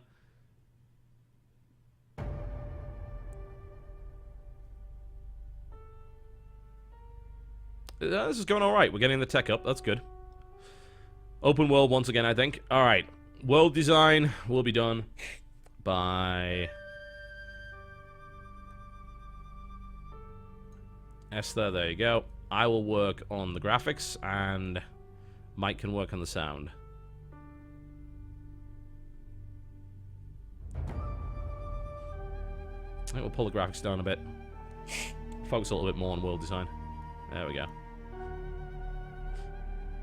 Let's see how this goes. I need this to be rated well. If it's not, then we're going to be in big trouble. Alright, we'll finish the bugs and we'll polish things up a little bit. I think we're going to get the best tech rating we've ever had on this one once we fix the bugs, so that's always good. We can polish it. More polish. I'm glad the publisher isn't pressing me for release here. I'm down to 4 million. I spent $1 million while developing this game, so this better work out well. Now, bear in mind, you don't make a lot of money on published stuff because you don't really make that many royalties. So, let's see if Need for Biscuit is good enough. That's a new record on technical expertise there. Let's see how well it does. Lots of leveling up. We actually hit level 4 in 2D graphics. Always good. Alright, let's see how it goes. We released this on the day of the Super Nintendo release. This was the worst idea ever. Come on, 8s! Yes! Okay. Come on, 8s. I hate you. Come on. Don't close the studio because of you. Yes! Come on, one more. One more. One more. I think that... Is that enough? If they penalize me for having a 1-7, then I will be seriously upset. As you can see, Need for Biscuit is selling pretty well. Oh, come on! Come on! Look at that. You see that bullshit? This is why Metacritic is bad. 1-7, just one, and I get charged $250,000. Dicks. Way beyond expected numbers. We sold over 500,000 copies in 2 months of a racing simulator on the Game Boy. That is, God, below expectations, my ass. Look at the sales, and look at the fans we're getting from this as well. We're going to go over 1 million copies with Need for Biscuit here by the looks of it. It's getting pretty close. It's pretty close. Are we going to get 1 million? We should actually do something while we're waiting for that, because this is otherwise a waste of time. Let's do a little bit of contract work. That got us a lot of research, which is always nice. Yeah, I think we could pull that off. Can we do that in 3 weeks? Let's find out. 1 million copies of Need for Biscuit sold! Way below expectations, my ass. Look at that. Look at that nonsense. Well, I guess we're not fast enough to make that contract. Okay. Good to know. Good to know. We got a little bit more research out of it. That's always good. Let's take something that's a little bit easier. But you don't make a lot of money that way. I made a profit, but not by much. I had to sell over 1.2 million copies of a game just to make about $1 million. Not so good. Not so great. Alright, nice bit of contract work. Got us some research points here as well. Let's see if there's any more that's doable. Yep, this is totally doable. Yeah, that publisher is Squeenix. There's no question. Way below expectations. Good lord. Ah, the play system. Yes. We need to start developing for the next gen, actually.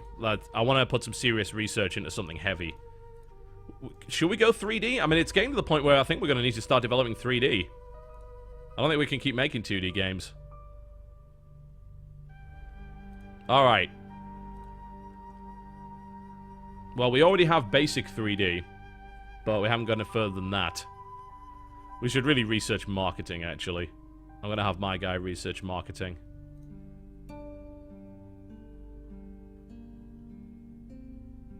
I already have 3D. I could make basic 3D stuff.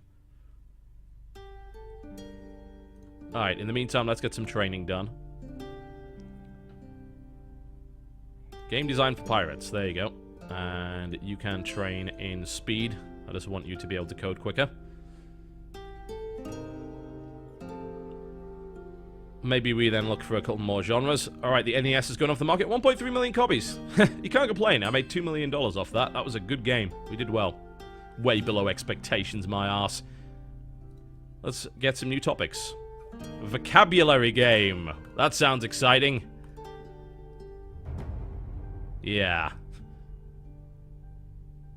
That would be pretty bad. I think we hire a new staff member now. We're actually in profit, so I think we're going to filter out. We're going to spend... Let's spend $300,000 on trying to find a new person. Let's have a look. Who we got? Complex algorithms, game demo. I want someone who's kind of down the middle. Gonna have them make me a game demo. Let's research one more topic. Fashion. No. There are no females playing games yet, so let's make a fantasy game.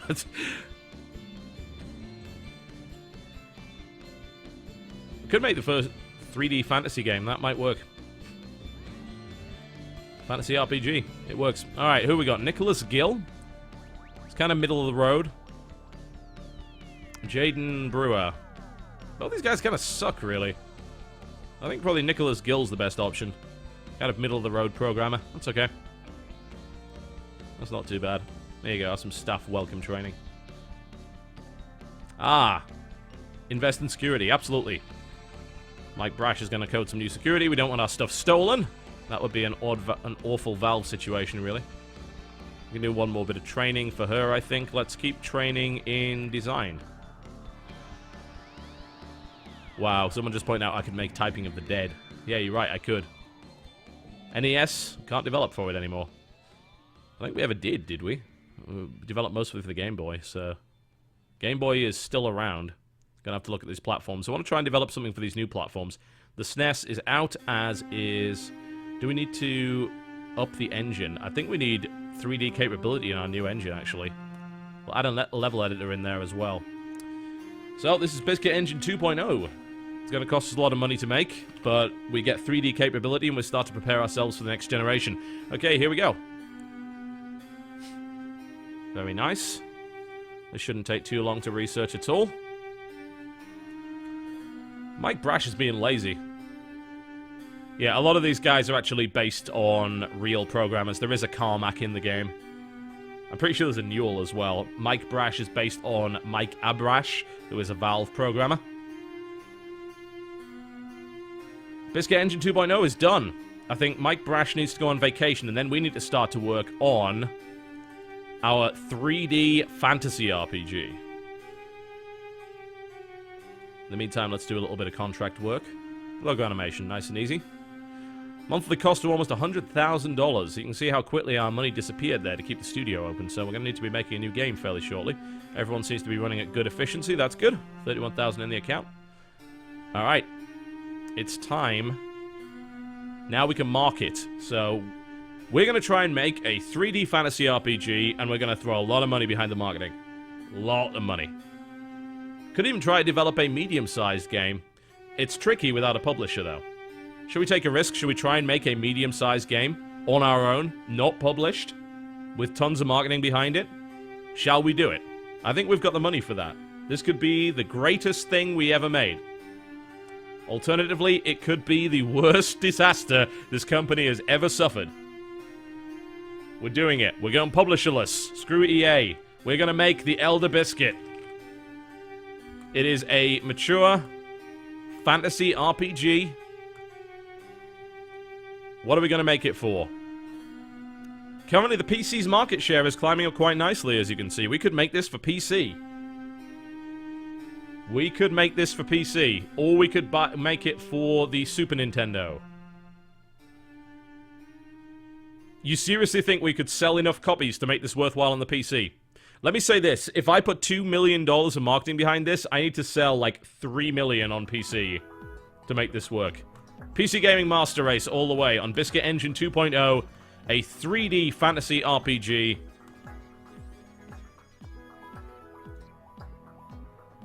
Man, if we screw this up...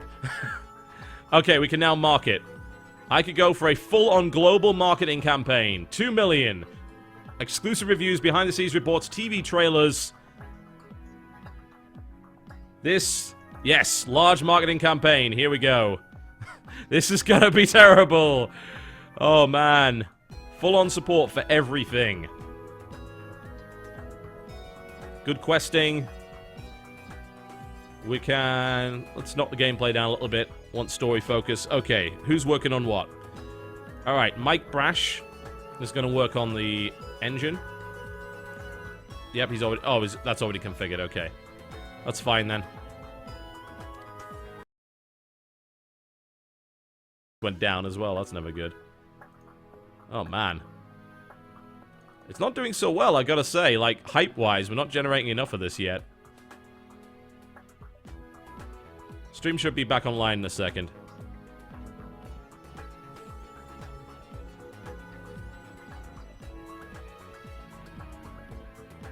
Alright, I'll just give it a couple of seconds, let stream get back up, and then we'll continue.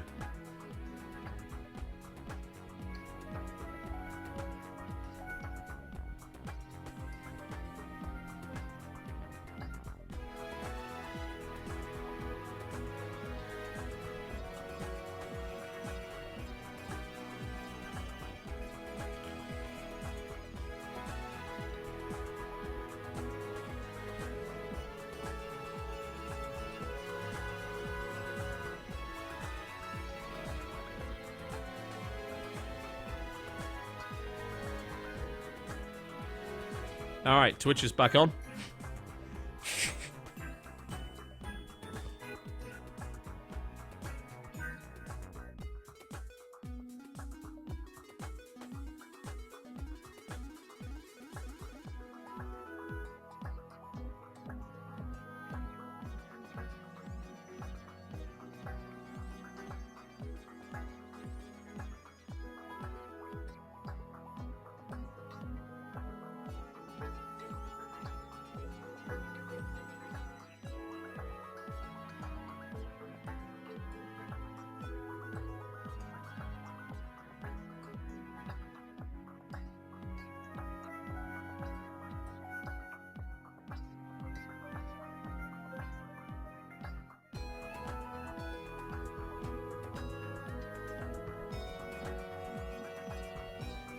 Alright.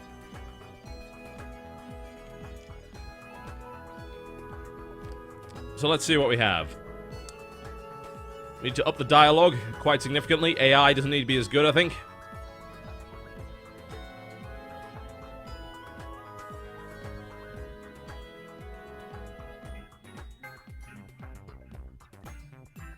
That should do it. We're going to put a level editor in, because, hey, we're developing for PC. We're going to be awesome like that. The hype is currently building for this game. Better be. We spent $2 million marketing it. It's full of bugs, so just like the Elder Scrolls. Very good. Alright. Development-wise, world design, sound design, not so important, I think. This looks good. Mono sound, open world, 3D graphics. 20 hype right now. We're building the hype for this game. Come on. This has got to be good. 20 bugs. Good lord. Gotta fix that. Hype is at an all-time high. The cash flow is disappearing. This has got to be good enough to sell. Ah, and it wants us to attend G3 as well. That would be good. We could exhibit the Elder Biscuit. Come on, give me 50 tech. There we go. Polish this. We're gonna polish it. If we screw this up, that's it. Oh, god damn it. The popular genre is simulation right now and not RPG. Alright. We are ready to release. Let's see what happens. Our biggest game to date. We have a great combo, of course. It's a fantasy RPG, open world, 3D RPG on PC.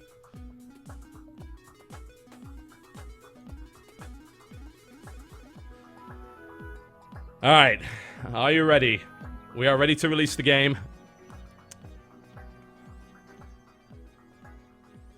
Come on, this has got to sell well. If it doesn't, we're screwed. Come on, reviews. We need good reviews. Please. 7? Come on, we need better than that. Give us a 10. Give us an 8, at least.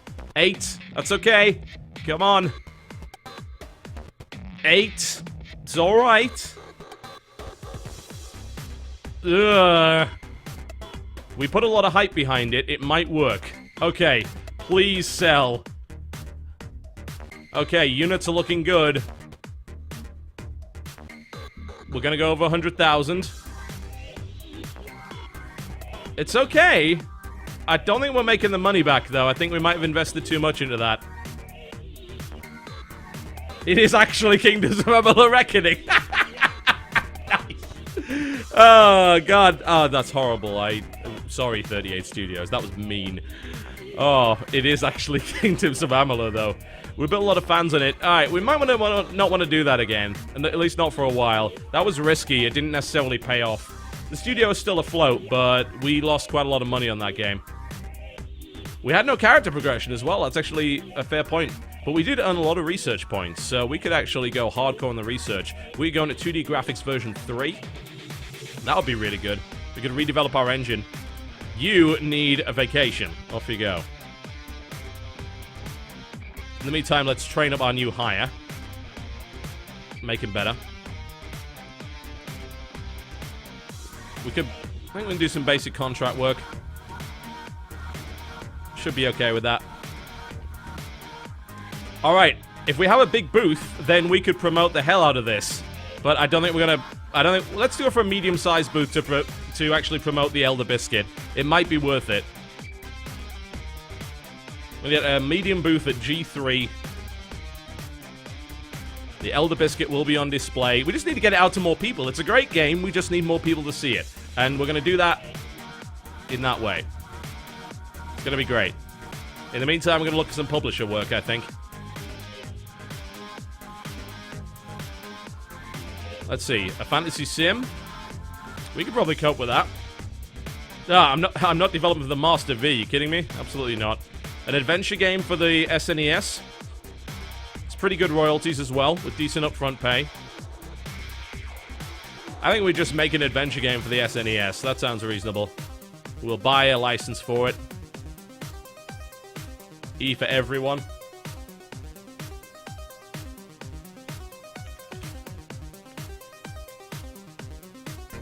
What shall we call it?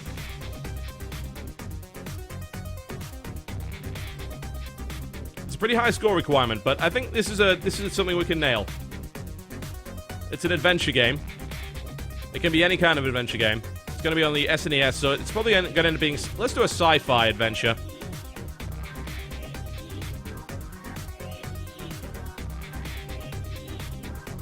Sci-fi adventure. So I need a Metroid pun, don't I?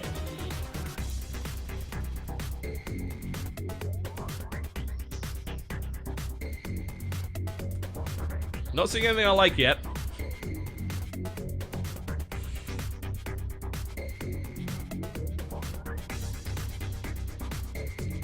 Metroid Other Biscuit. Yes. Can I fit it in there? Ah, disaster. They'll know what it means. It's stylized. In fact, let's make it more stylized. This is designed specifically for elite kids. Look at that. That's the best game ever. Make this in Biscuit Engine 2. Should we make it 3D? I think we should. Yeah, well, this has got the option for 3D or 2D, so the engine can actually deal with that. Metroid Other Biscuit. We should probably make it in 2D, because 3D on the SNES at version 1, probably not so great. Alright. Elder Biscuit is still selling, and I think that our exhibition at E3 might help. Get everyone working on it. So we won't focus so much on the engine. Focus on the gameplay. All on the gameplay. I wonder if I put Esther on there, it'll actually be better, maybe. Yeah, I think it is, actually. I don't really know what this actually means, so it's hard to say. Yeah, it seems fine. We don't need mouse support, we don't need joystick support, gamepad only.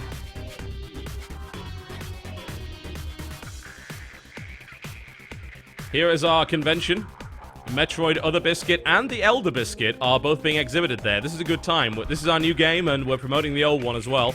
So we're getting plenty of people to look at it. This should hopefully mean that we get more sales on the end of the Elder Biscuit's lifespan, and we generate hype for Metroid Other Biscuit. It's important. It's very important.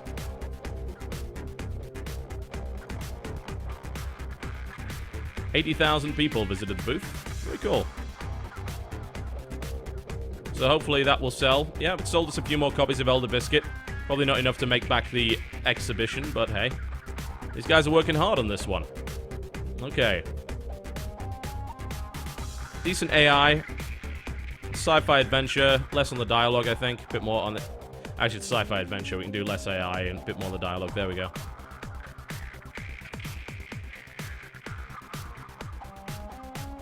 Nicholas Gill can't really do anything right now. He is contributing. Ah, new research into sequels available. Finally, I can actually make Poker Biscuit 3 and do it properly. Sounds like a good idea. Alright. I'm gonna even up the sound here. World design, the graphics on this are gonna be absolutely incredible. I still got a pretty high requirement. Elder Biscuit is off the market, 200,000 copies sold. We maybe broke even on that. Maybe.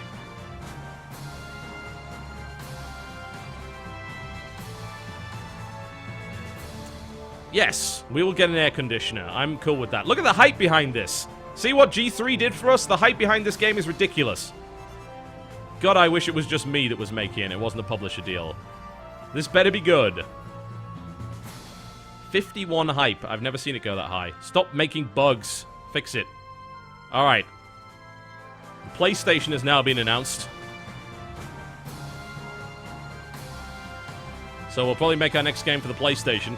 But, alright, look at this. Look at that. New records on both sides. New combo. Great combo. Leveling up on everything. That's what we like to see. Alright, let's see how well this game does. Razors? God damn it, I did not authorize that. Branching story and dialogue trees. We can make that for RPGs now. Nicholas Gill, I think you need to go on vacation right now. Okay, we need 8s. We really need 8s. Oh, no. Oh, dear. This will still probably sell pretty well, but we're gonna get penalized by the publisher here. This sucks. 6s and 7s.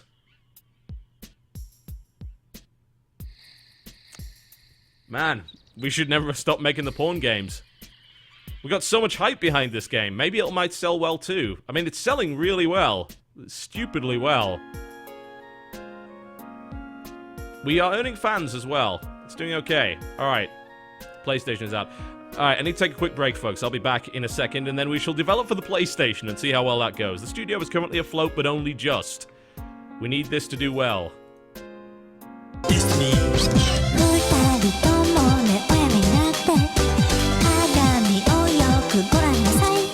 I should just leave this on. Just to torment you, I could leave this on. Why? This is really not a very good thing. Okay, fine. Oh, man. Alright. Let's get back to it, shall we? Let's get the bloody thing to load up. There we go. Alright, so, when we last saw our brave development house, we were doing alright with Metroid or the Biscuit. It wasn't doing that well. It didn't get great reviews. We got penalized by the publisher for not getting the right scores, which is not so good. But we're still afloat. The studio is still afloat. We need to research sequels and make a real TotalBiscuit 2. That's what we have to do. So that's the first thing I'm going to do right now. Ah. Hate you, Nintendo. You took my money away. Alright.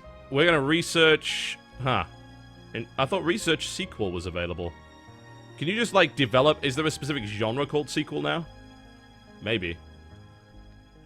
We do have a lot of research points that we can actually do, so... Ah, there it is. Sequels. I'm just blind. Alright, let's do a bit of research into that. In the meantime, I'm thinking a little bit of training. She needs to just keep working on her game design skills. Mike Brash, you can actually do some research for me. Maybe we work on character progression. That's the kind of thing that would be useful in our next Pokemon title. And you can get me a new topic. Hospital. Business. Life. We have detective, as you can see. Life. There we go. Pokemon is a life simulator. I'm telling you that right now. Metroid or the Biscuit is not going to break 1 million. That's not too good. It's a pretty accurate representation. Alright, we can now make sequels. I assume that sequels are not things that you put in your engine. That would be a little bit weird. Let's develop a sequel to the original TotalBiscuit. Let's do it. We'll be just heroes. Develop a sequel to... We're not gonna... Or alternatively, we could develop a sequel to the legend that is the custard creaming. Which one? Alright, you're gonna vote in the channel. Do we develop a sequel to TotalBiscuit or the custard creaming? Bear in mind, of course, we can't do the custard creaming on the G64 because that no longer exists. Do we make a new custard creaming? I just want to point out that TotalBiscuit made us $4.8 million. Whereas the custard creaming made us $1.8 million. Let's think about that for a second. You're gonna make me do the custard creaming. Okay. The custard creaming 2 is on its way.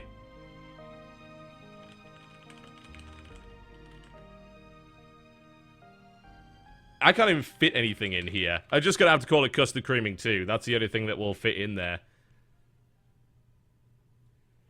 I don't think we can do dialogue and branching storylines, because I don't think we've developed them into the engine yet, so I'm not sure that's something we can really do. Time travel adventure. We could do on the PlayStation. Should we develop this on the PlayStation? Yeah. We're doing it. Custard Creaming 2 will be on the PlayStation. In the Biscuit Engine 2.0. Alright. Let's see if we can make this work. We can use basic... We can do basic 3D or 2D. This is... We need to do 3D, don't we? It's got to be done. Alright, let's develop. Up the storyline a little bit. In fact, maybe we focus on the story entirely. Knock down the focus on the engine here. There we go. Sports gamepad, always good. This is going to be interesting. We're building up hype already, as you can see, because we're building a sequel to one of the most popular games of all time, the Custard Creaming. This one's going to have better dialogue, better AI. It's going to have a level editor. You can make your own creaming. You can customize the scenarios.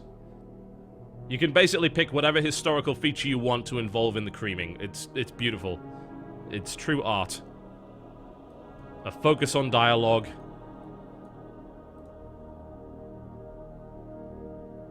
It's going to be amazing. Look at that design. Look at those design points going in right there. We're going to focus on graphics. It's going to be great.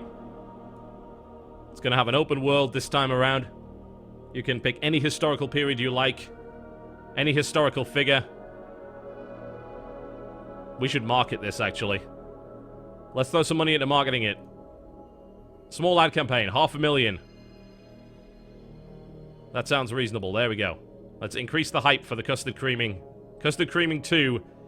We need this. The studio needs this. If the Custard Creaming 2 does not do well, then we're in big trouble. Let's fix the bugs.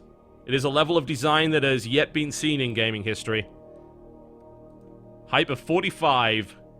Here we go, the sequel to the Custard Creaming. It's coming out. Oh dear. It's coming out everywhere. Absolutely everywhere. Need to clean yourselves off after this one, it's so exciting. We can now research multiplayer and AI companions. Yep, that sounds like a sequel, alright. Alright, come on, Custard Creaming, you gotta do well for us here. What are the reviews gonna be like? Give us a 10.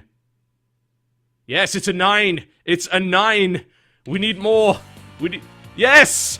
The Custard Creaming continues its wonderful assault on the senses! Look at that! Look at those scores! The custard... More, please! We need more of the Custard Creaming. Everyone loves that Custard Creaming. We fixed it! We fixed it all! There's no way this can't be a rip-roaring hit. Come on!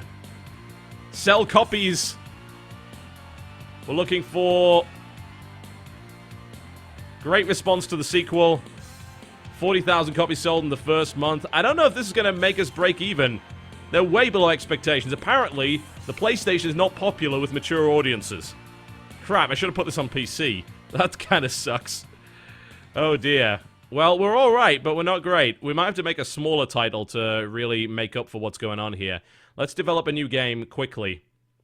Something small. Maybe we'll make something for a young audience. Let's make an educational game. We're going to make a vocabulary simulator. We should really make a vocabulary adventure, shouldn't we? A vocabulary adventure for the Nintendo Game Boy. Not really sure how they're going to manage that, but it's going to happen. We're going to call it... Huh. What are we going to call it? It's a vocabulary adventure.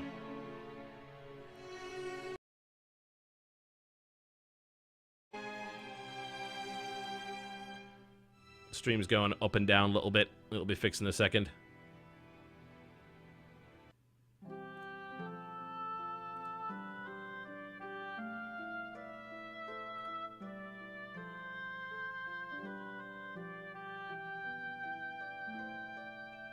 Gary White loves that custard creaming, as you can see. We are developing typing of the biscuit. It's actually got us some extra sales there. Nice little boost. It's a nice little, a quick kids game, just to keep us afloat.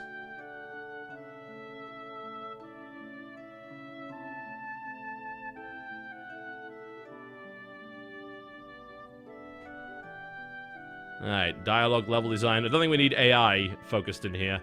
Nor do we need a level editor, really. It's a kid's game. Actually, no, we should have a level editor. Scribblenauts has that. Now, we've done this while our main coder is on holiday, so I'm a little bit worried. I think we might end up with a... Is there going to be a big game convention? Yeah, we'll get a small booth. Just a little bit. I don't know if this is going to work out so well, I've got to say. We'll turn the open world off. I don't think we need that.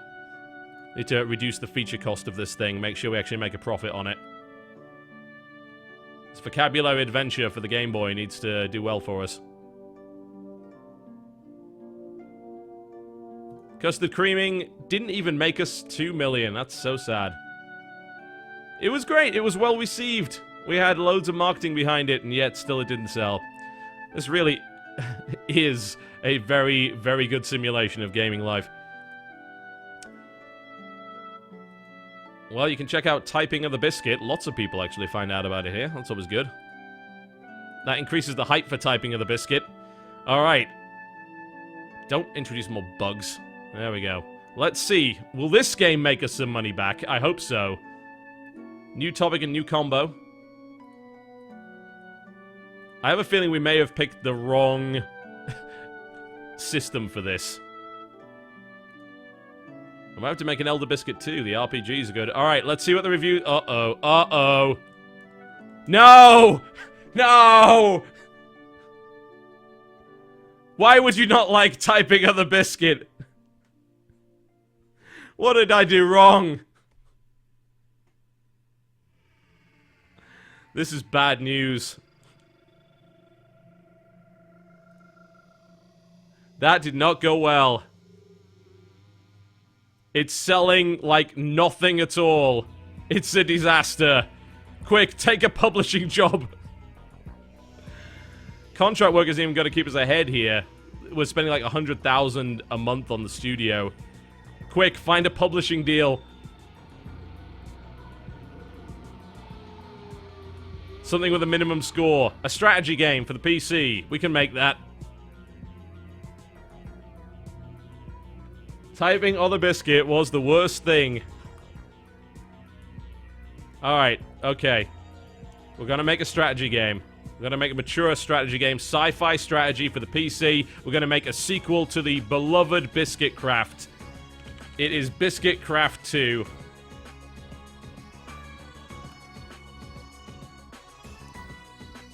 Good version of 2D graphics. Okay, this might even be our final spin. If this one doesn't do well, we're in trouble. Let's make sure we make this good. Mouse control, of course. Alright, let's get you on the tech. Get you on the design. And I'll work there.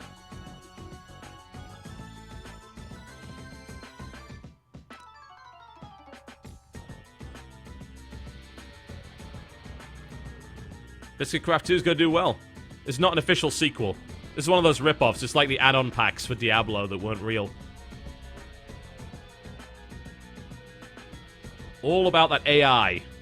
Big focus on AI. Huge focus on AI. That also means that we can use Mike Brash's talents to the best of his possible ability. I'm going to put Esther on level design, and I'm going to work on the dialogue. I don't know if I should put me on the dialogue.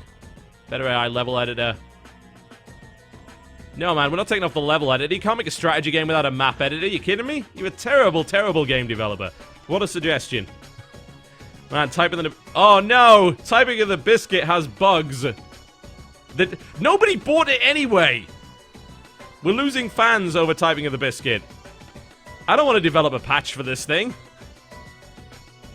I'm going to wait till Biscuit Craft's done, then maybe I patch the game. Maybe. Because that's just... all 10 people that bought the game are really upset. Oh, man. Typing of the biscuit was a disaster. Okay, Michael Brash. You're going to work on world design today. Esther, you can work on the graphics, and I will work on the sound. Do we even put open world in it? Would that even make any sense? Screw it, let's do it anyway. Maybe that's just too much feature creep. The technology... Typing of the biscuit was a disaster. The technology on this thing, look at it. This is impressive. This is very impressive. It looks like this game is going to be incredible if this keeps going. But look at all the bugs. We've got to finish this before we run out of money. Fix those bugs. Alright, the bugs are being fixed. We have the most technologically incredible strategy game anyone has ever seen. And we apparently lost a bunch of fans because we didn't patch that. Alright. Come on, Biscuit Craft 2. You must save the studio. I'm not marketing it. The publishers are doing that for me. That's not a big deal. I shouldn't be spending money on marketing. That's the publisher's job. This is for a publisher. Alright.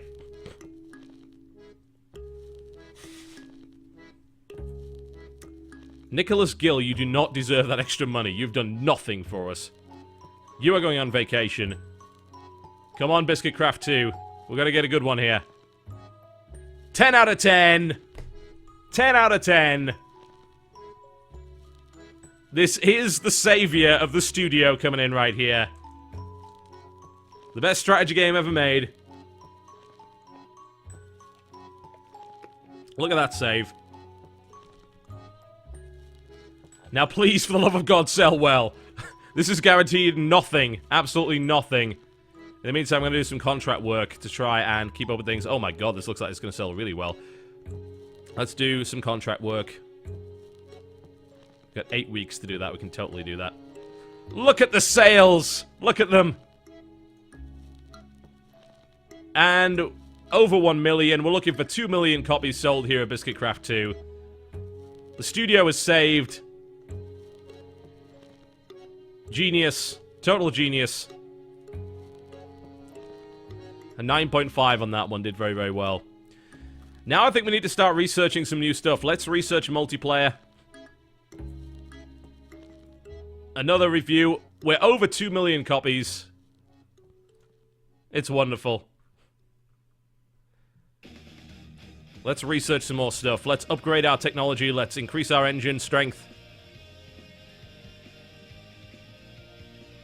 Yes, we're doing well. Research dialogue trees, branching stories, stereo sound. 2.3 million copies of Biscuit Craft 2 sold. Wonderful. We should make a sequel. Well, we can't really release a sequel after that. People will get really, really pissed off. Let's not do that. Let's do more research. AI companions. Ooh, we're actually almost out of research points. Day and night cycle. There we go. Maybe we make a PlayStation Racer with a racing wheel support. Sweet, we're back at 3.1 million. The studio is indeed saved. You get to go on vacation.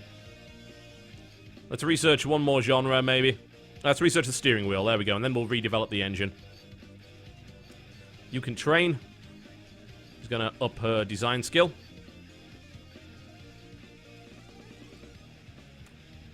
Alright. We're still selling Biscuit Craft 2. We're still selling it. Time to make our new engine. We have the ability to make the level 3 of 2D graphics now. And we can develop stereo sound. We're going to take mono sound off there entirely. We don't need that anymore. We're even going to take away level 1, level 2 of 2D graphics. Again, we can cut costs on the engine by moving on to next-gen hardware. So that will work out pretty well. We can add multiplayer in there. We can add steering wheel, character progression. It's an expensive engine. This is going to be our engine for quite some time, I think. Dialogue trees, $500,000 engine here. The Biscuit Engine 2.5. We can make multiplayer now. We can make a multiplayer racer for the PlayStation that supports steering wheels and has branching dialogue trees. Yes!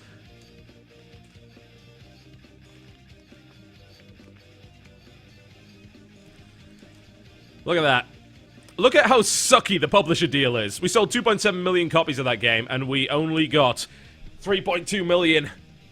But it kept the studio afloat, and it got us a bunch of new fans, which is very good indeed. We can make it... Once we made this new engine, we could maybe make a test game on it, a smaller title, because we have more fans now. We could probably support that on our own, and then we could do something bigger. FPS with a racing wheel. Yeah, you guys have great ideas. There we go. Our engine is almost complete. Well, we could take part in it, but we actually have nothing to show. But we will soon. Let's get a medium-sized booth to hype our brand new title. $500,000 into a new engine. Alright, time to make a new game. We'll start the development. Should we make a sequel? We could make a sequel. We could do a sequel to Need for Biscuit. We really could. Need for Biscuit was a success, as far as I'm concerned. That was a 1.3 million units sold. That was a good. We generated a lot of fans on that. We're making a racing game. We're going to make a sequel to Need for Biscuit. It's going to be E for everyone. We're going to make a small-sized game. Not going to make a medium game. Don't have the means to support that myself yet. We're going to make... It's going to be a racing simulation. It's going to be on the PlayStation that now has the best market share. And it's going to be on Biscuit Engine 2.5. Oh. Need for Biscuit. They've really got to make it so you can have longer titles. Like, that actually needs to be fixed, because it's really annoying that you can't. I want to have Reckoning in all of my titles. We're going to use our new 2D graphics technology.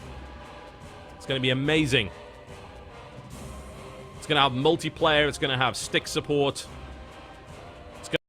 Stream's gone down again because Twitch is a piece of shit. It'll be back up in a second.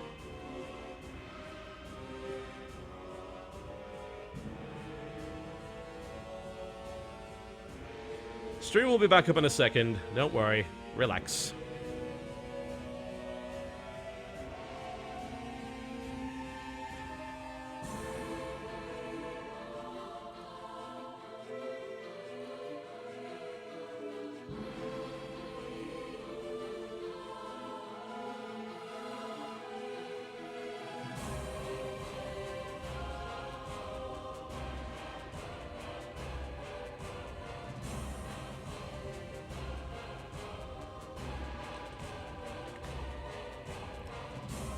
Alright.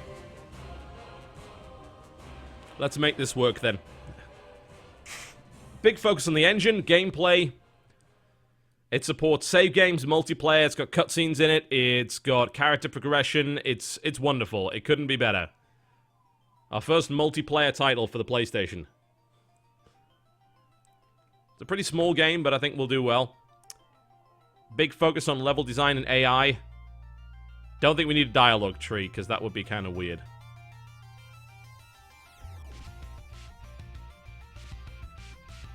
We're getting good design here. Very good design and very good tech on this thing. Lots of bugs, but we'll fix that in a second.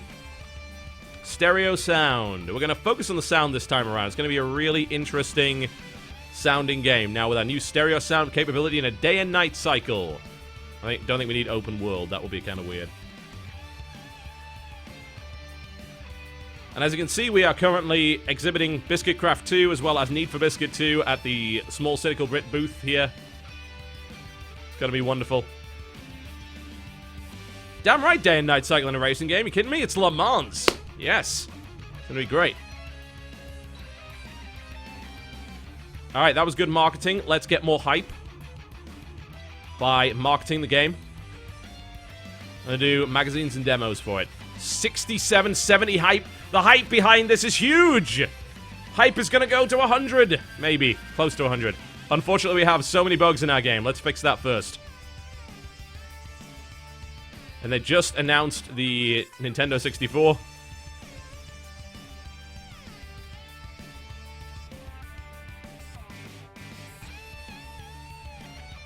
$91 hype, folks. Let's get that polish. This will be a... This must be a huge success. Look at it. New record on design. And a brand new exhibition of our new technology as well as multiplayer. Man, I could be on stage at E3 right now just marketing this game. Special training available for TotalBiscuit. That's always nice to hear. Not sure what I can do. Ah, boost. Yes. Booster allows you to basically make killer apps, but you've got to get a really large amount of experience in order to make that happen. In the meantime, you should actually do some training. Okay, Need for Biscuit 2. It's got to be good. It's an 8. Okay, that's alright. That's okay. Looking for a 10. Give us a 10. A 9. Good focus on AI. That's nice. A 7? Game Hero is dreadful. Like, I need to email Game Hero right now. Our PR company needs to come down on them. Everyone else is fine. Alright. With the amount of hype behind this better sell well. Oh, the sales are looking good. They're looking really good. They're looking alright, actually. It's actually not selling that well. With that much hype, you'd think I'd sell more. Maybe it's just because it wasn't a big enough game. We're selling over 100,000 copies. I think we break even on this, but even then. Let's find some contract work and let's make a little bit extra money. I'm not impressed by that. Need for Biscuit 2 maybe broke even, if that.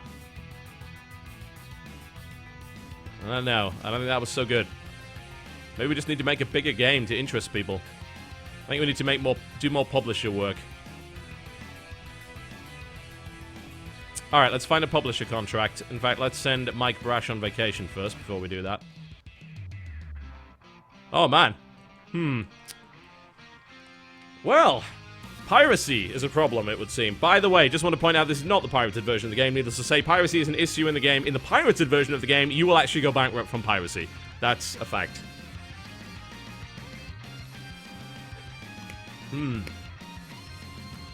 I don't think we should sue them. I don't think that's not a good way to earn popularity. We should warn them. I'm not going to sue them. Okay, they pirated my game. Alright, that sucks. But maybe they just don't understand how damaging that is. We're going to warn them. In the meantime, I'm going to find some contract work. What's available? A crappy casual game for the Super Nintendo. Yeah, let's not do that. Nobody cares about any of these things. A fashion RPG for Electronic Arts. Or a fashion strategy. This sucks! I guess, I mean, we could maybe make one for the Venner Oasis. They haven't released the Saturn yet, have they? Let me guess, the Saturn's going to come out of nowhere as a surprise announcement. Maybe we just make a Mega Drive game.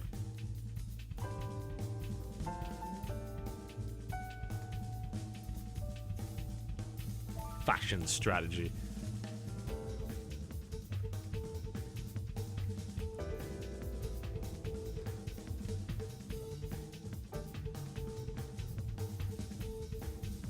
Let's make something nice and simple, something that we know is going to work. It's a fantasy action game. For the Venner Oasis on the Biscuit Engine 2.5, it's going to support multiplayer, it's going to be great. We currently have more viewers than all the StarCraft 2 streams combined. Clearly this is a dreadful thing, and we need more viewers on StarCraft 2. Golden Biscuit, ladies and gentlemen. Golden Biscuit will be created for the Mega Drive. This is actually going to be an expensive game, but they are giving me a down payment on it, thankfully, so that only paid for the license, so that's not so good. Mike needs to get back from vacation. I shouldn't have started this so early.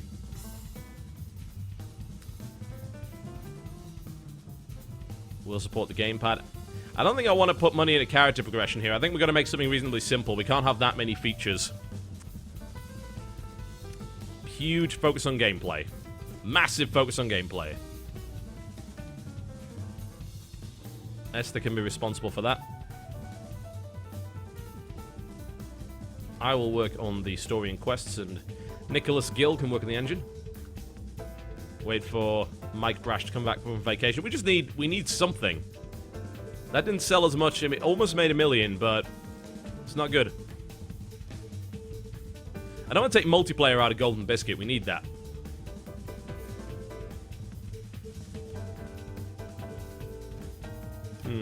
We gain fans. There we go. We're not suing people. That's always nice.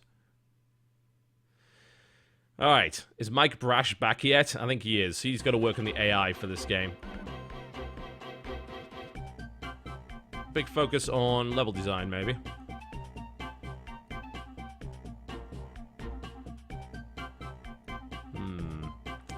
Esther can work on the level design. There we go. Take the level editor out. Keep the better AI.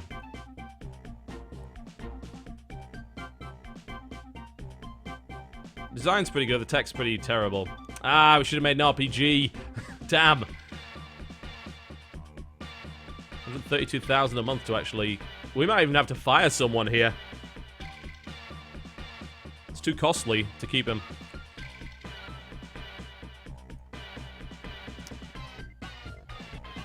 We'll keep the stereo sound and we'll focus on that sound. It's going to be one of our big sellers here. I wonder who does a better job there, actually. It's hard to say. Yeah. That, I think, is better.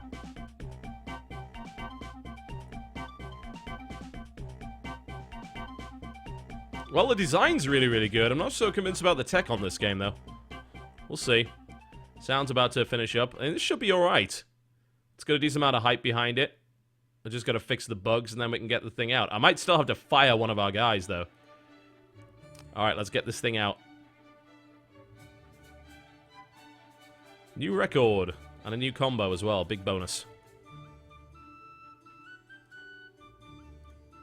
Oh, don't pay Esther any more money. 45,000 a month. Kidding me? It's ridiculous. I'm about to fire all my staff and just work on my own. Alright, let's see the reviews. This is not going to go well, is it? We're going to get penalized for this. It's okay.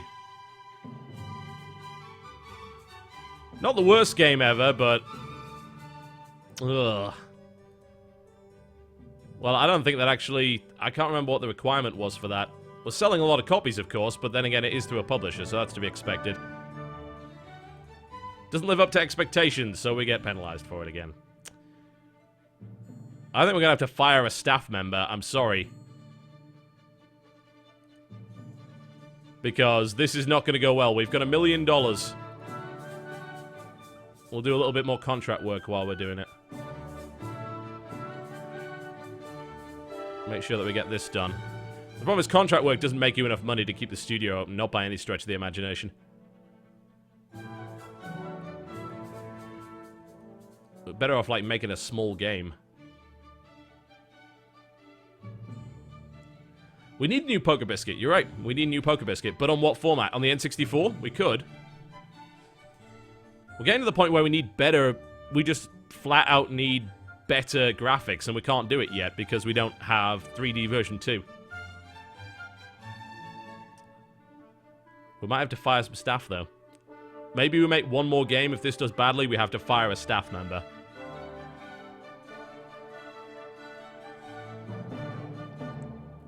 Maybe we make a new TotalBiscuit. I think we make a new TotalBiscuit with multiplayer. It'll be amazing. Golden Biscuit didn't do so well. TotalBiscuit was a rip-roaring success. We make TotalBiscuit Stadium for the N64. Aimed at the young audience. TotalBiscuit Stadium.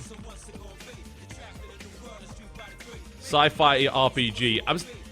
Should we change the... I don't know what happens if you change the genre. I have to wonder if you change it to life RPG, that things get really bad. I think we'll keep it a sci-fi RPG. Ooh. The market share on that's not so good, but I think we can make it work. The Game Boy still... We could just make it on the Game Boy again, you know. I think we just make it on the Game Boy again, because screw development of the N64 if it's got a less market share than the Game Boy has. Kids still play on this system.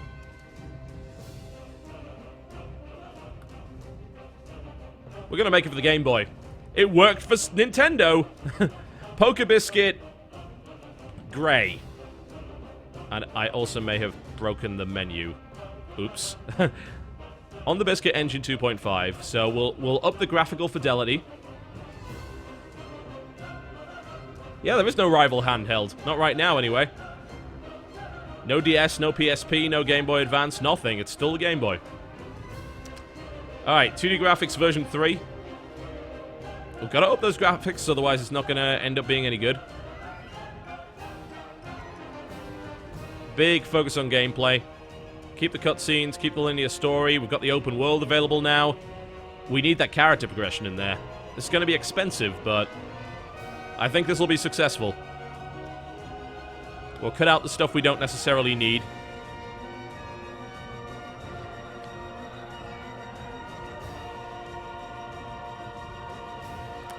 We don't really need AI, do we?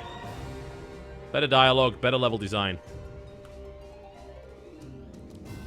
There's going to be a dialogue tree in it. Will that be a worthy expansion of the series? Will TotalBiscuit Grey ruin everything? Will it destroy a franchise? It has an open world and a day and night cycle. An amazing world design, knock the sound level down. Super Nintendo is dead. We should market this, actually.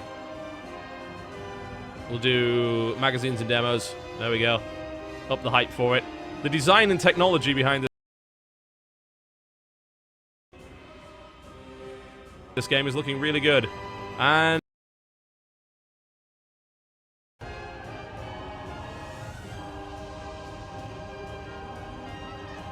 also need the stream to stop fucking up. That would be nice.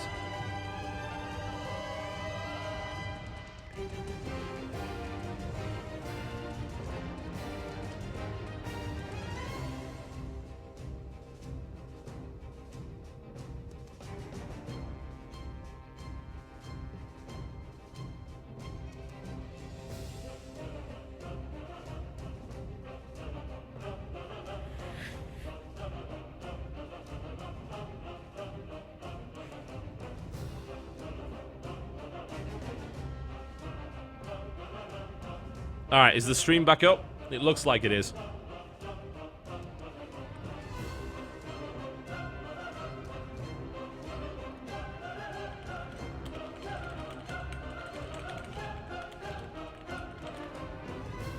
Okay, we're back up. Good.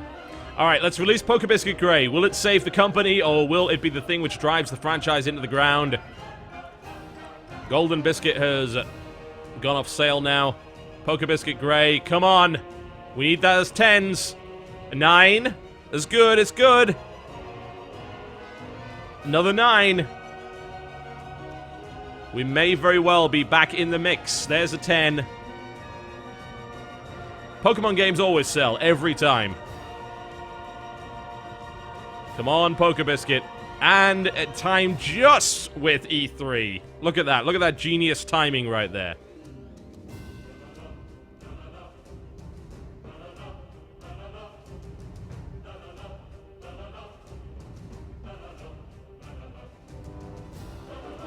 $93,000 people at the booth. And the sales are decent. We need more than that, though. It's doing okay. Well, in the meantime, let's send our guys on vacation. God, you can make good games, they just don't sell. Welcome to the real world, right? Ugh, it's dreadful. Should maybe do some research in the meantime. Maybe some contract work. Something nice and easy.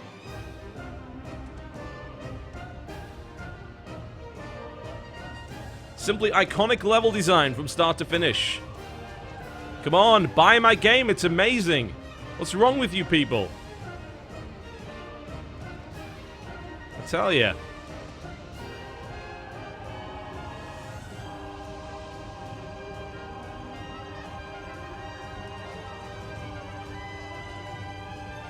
Hang on, apparently there's frame dropping going on as well. Alright, you know what, guys? I'm gonna just restart the stream with some different settings, because this is a joke. Time Warner's so bad, and apparently so is Twitch, so we've got stuttering on the stream. I'm gonna restart with a different set of settings. We don't need, like, ridiculously high graphics for this game, so let me just fix that. The stream's gonna go down. You'll have to refresh in about...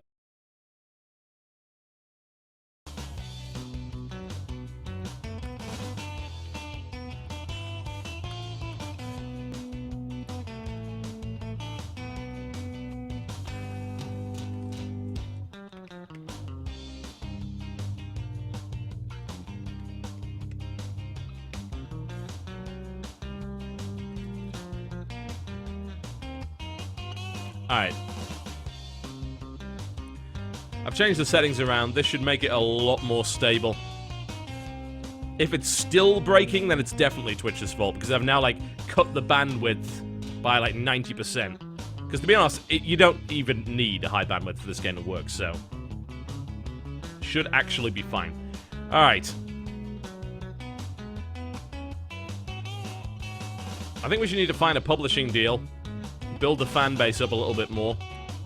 I don't want to make anything for that system.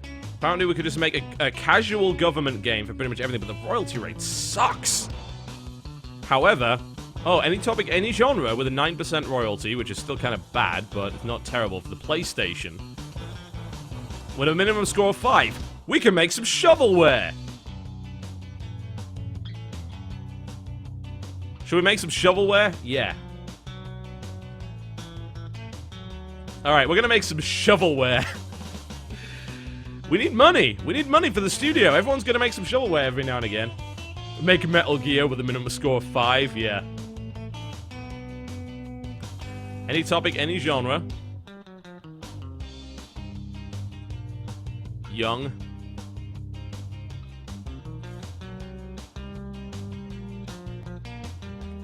Crash Biscuit. I'm not really trying anymore, am I?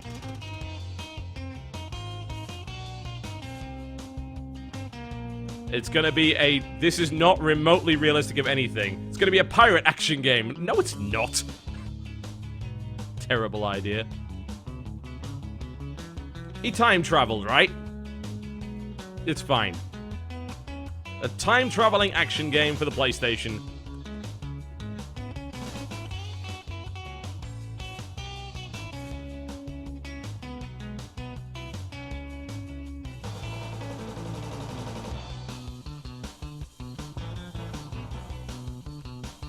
Cheap 3D graphics.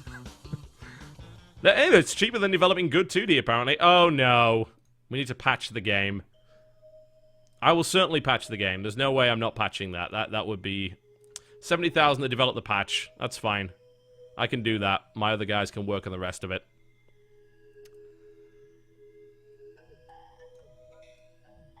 We could just make the engine work really, really well, but... I don't know if that's going to make much of a difference, really. We need to focus on gameplay for kids. Put you on design. Mike, you can work on that, and you can work on this. Okay, functionality. Let's cut everything. No character progression, no multiplayer, no cutscenes, no story. Make something on the cheap.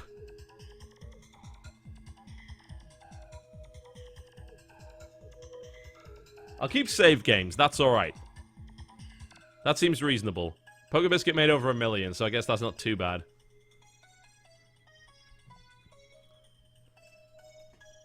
We don't really need to focus on AI. Good level design. All this stuff can turn off. I'm not spending money on that. I've patched TotalBiscuit, so that should be fine. You work on design. You work on AI. I will work on dialogue.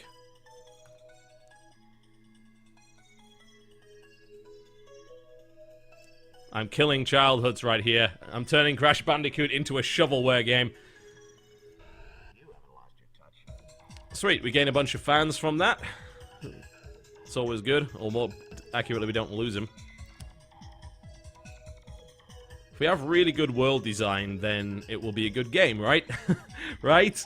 Man, if this ends up being a 9, considering I'm not putting in any features whatsoever, I'll be very surprised. No open world, no day and night cycle, nothing like that. Just a cheap game. Esther works on world design. Mike can work on the sound, and I will work on the graphics.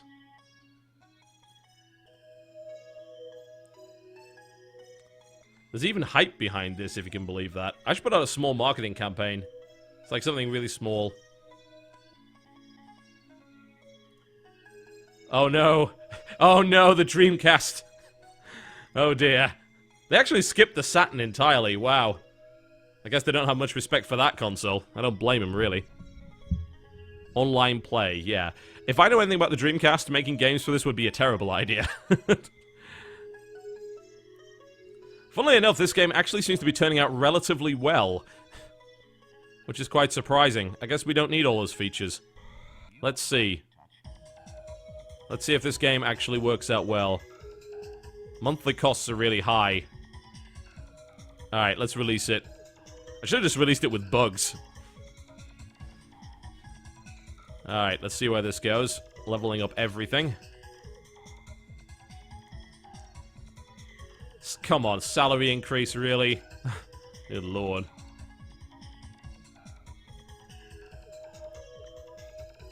Let's see what we get. Oh, God. Oh, God. Oh, man. Well, this is what we get for making shovelware. That was awful. Apparently they really want dialogue trees, otherwise it's not very good. Who knew? Crash Biscuit has completely destroyed a franchise. We have been penalized for it, and I'm gonna have to fire somebody. I really am. I can't afford to keep running the company right now. I think we need to downsize. I might need to get rid of you, and maybe get rid of you, and just have 2 people. Alright. I don't want to fire Esther, I'm sorry, but I've got to do it. And Nicholas Gill, you need to go too. You're fired. I will keep on our technical guy. We need to downsize. We need a cheaper studio right now, otherwise we will not survive. Alright, guys. We have to do it. We've got to do it. We have to make a brand new, casual game. This is the only way we can survive. We're gonna make a casual life game.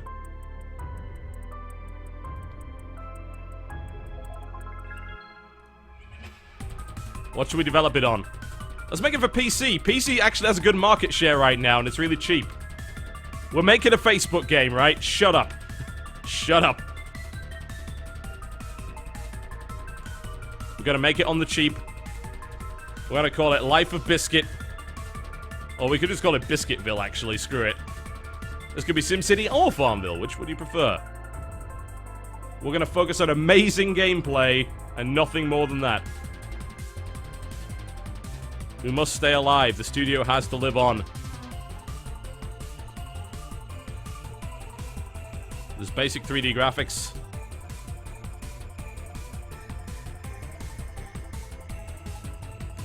Big focus on gameplay. Save game, support for mouse. To be honest, like, these features don't really cost us that much anymore, so we might want to amp some of this stuff up. Bear in mind, what was costing a lot of money was the monthly pay, so I can actually afford some of this functionality. This has got to be a success.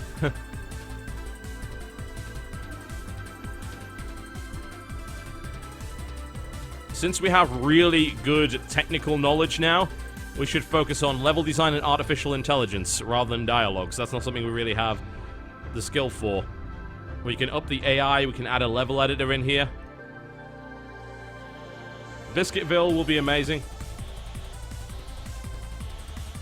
The technology already is fantastic for this title.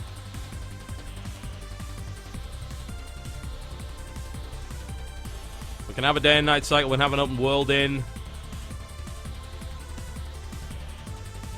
We could focus on, we could focus on the graphics. It's gotta, let's be honest, it's gotta be attractive to the people. Crash Biscuit was a disaster, good lord. Alright, will Biscuitville be the success that we need? I have barely any money left. I'm gonna set out one set of marketing for this game, and then I'm gonna release. This is the final thing that the studio does. If Biscuitville doesn't do well, then I can guarantee the studio will not survive.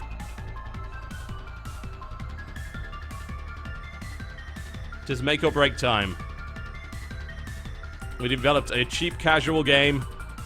Please, for the love of God, be good. Oh, I just developed 3D graphics version 2. Interesting. Not sure how we managed that. You can go on vacation because we are now in the red. You can go on vacation. Please give us good reviews. No! Biscuitville! How did it fail so badly? Ah. That's gonna be GG, I think. There's no way. Biscuitville is a complete failure. We will never keep the studio open now.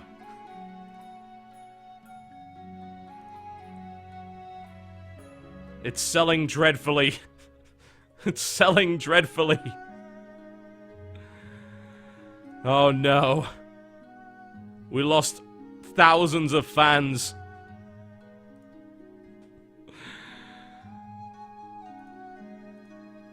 Maybe we... Alright, maybe we have a shot. There's one more thing we can try. We can try to develop a published game that pays a lot up front. None of them really do. They're all like medium-sized games as well.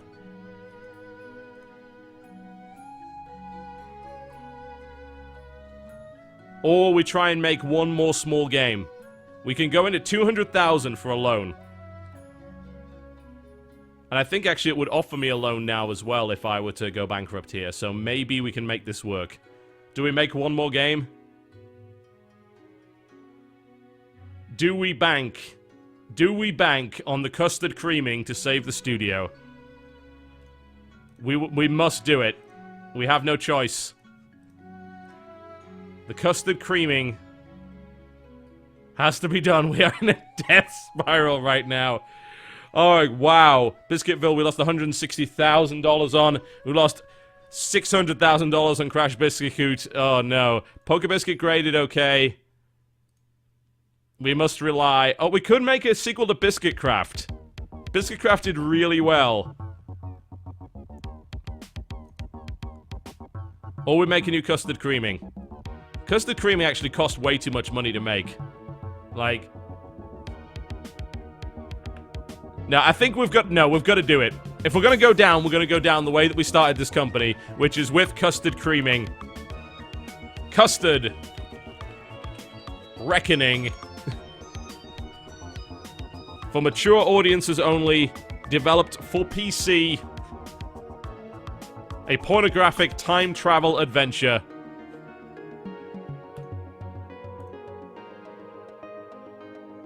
Here it is, folks. This is it. This is it. The final game of our studio. Let's focus on the engine. I say that because we have that technical expertise. Character progression. We don't need multiplayer. It's a porn game. That would be bad. Steering wheel support in the porn game. This is going to be the most technically advanced pornographic adventure ever. Alright, it's either I agree to this or I go bankrupt, so... We have no choice. I've taken a bailout from the bank. Amazing artificial intelligence. Dialogue trees.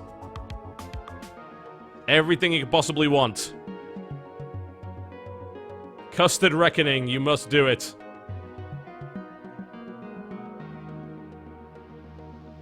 Alright.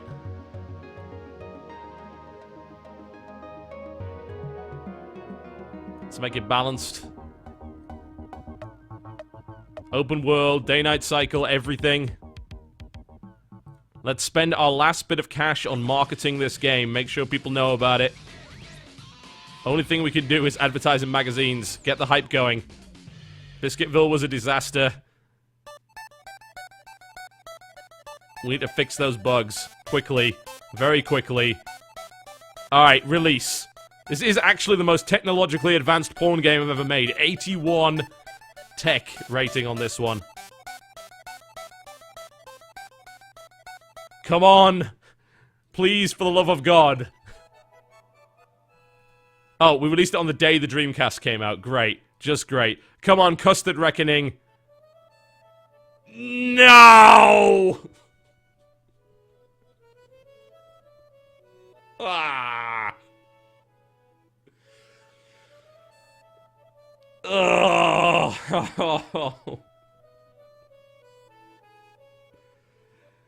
GG. It's the end. It's the end of our studio. The end of the studio. Custard Reckoning defiled the franchise history, destroyed the company, and led us to bankruptcy.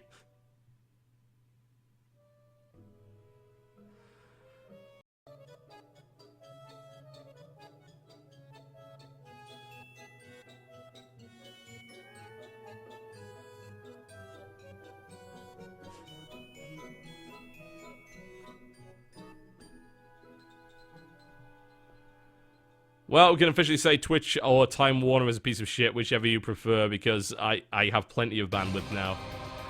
Oh, that's it, folks. We're done. This is the end. This is the end of Game Development Tycoon. I'll tell you where this game is available, but I've consistently crashed the website throughout the day, so go and have a look for it.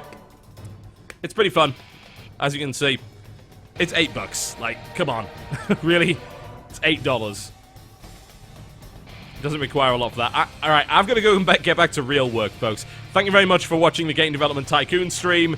We failed. We failed so hard. Oh man, look at this history. The glorious history of game development right here. Custard Reckoning made a loss. Biscuitville made a loss. Crash Biscuit Coop was the biggest disaster we have ever seen for the company. Poker Biscuit graded okay, Golden Biscuit was alright, Need for Biscuit 2, and Biscuit Craft 2, I think, was one of our most successful games. Metroid Other Biscuit did okay. Elder Biscuit actually made a loss. We spent $2.6 million on that game. I think Elder Biscuit actually tanked the company. I think that actually killed the company right there. Need for Biscuit, TotalBiscuit, Poker Biscuit 2... The original Poker Biscuit, 4.8 million units, well, $4.8 million in profit. And the Custard Creaming, along with Citizen Bane, all the way back to Game 4, the legendary Game 4 that never received its social game revival. If only we'd brought back Game 4. Call of Biscuit, Mountain Biscuit, and Biscuit Craft. The original Biscuit Craft. We have failed. It is the end of all game development. I will see you next time.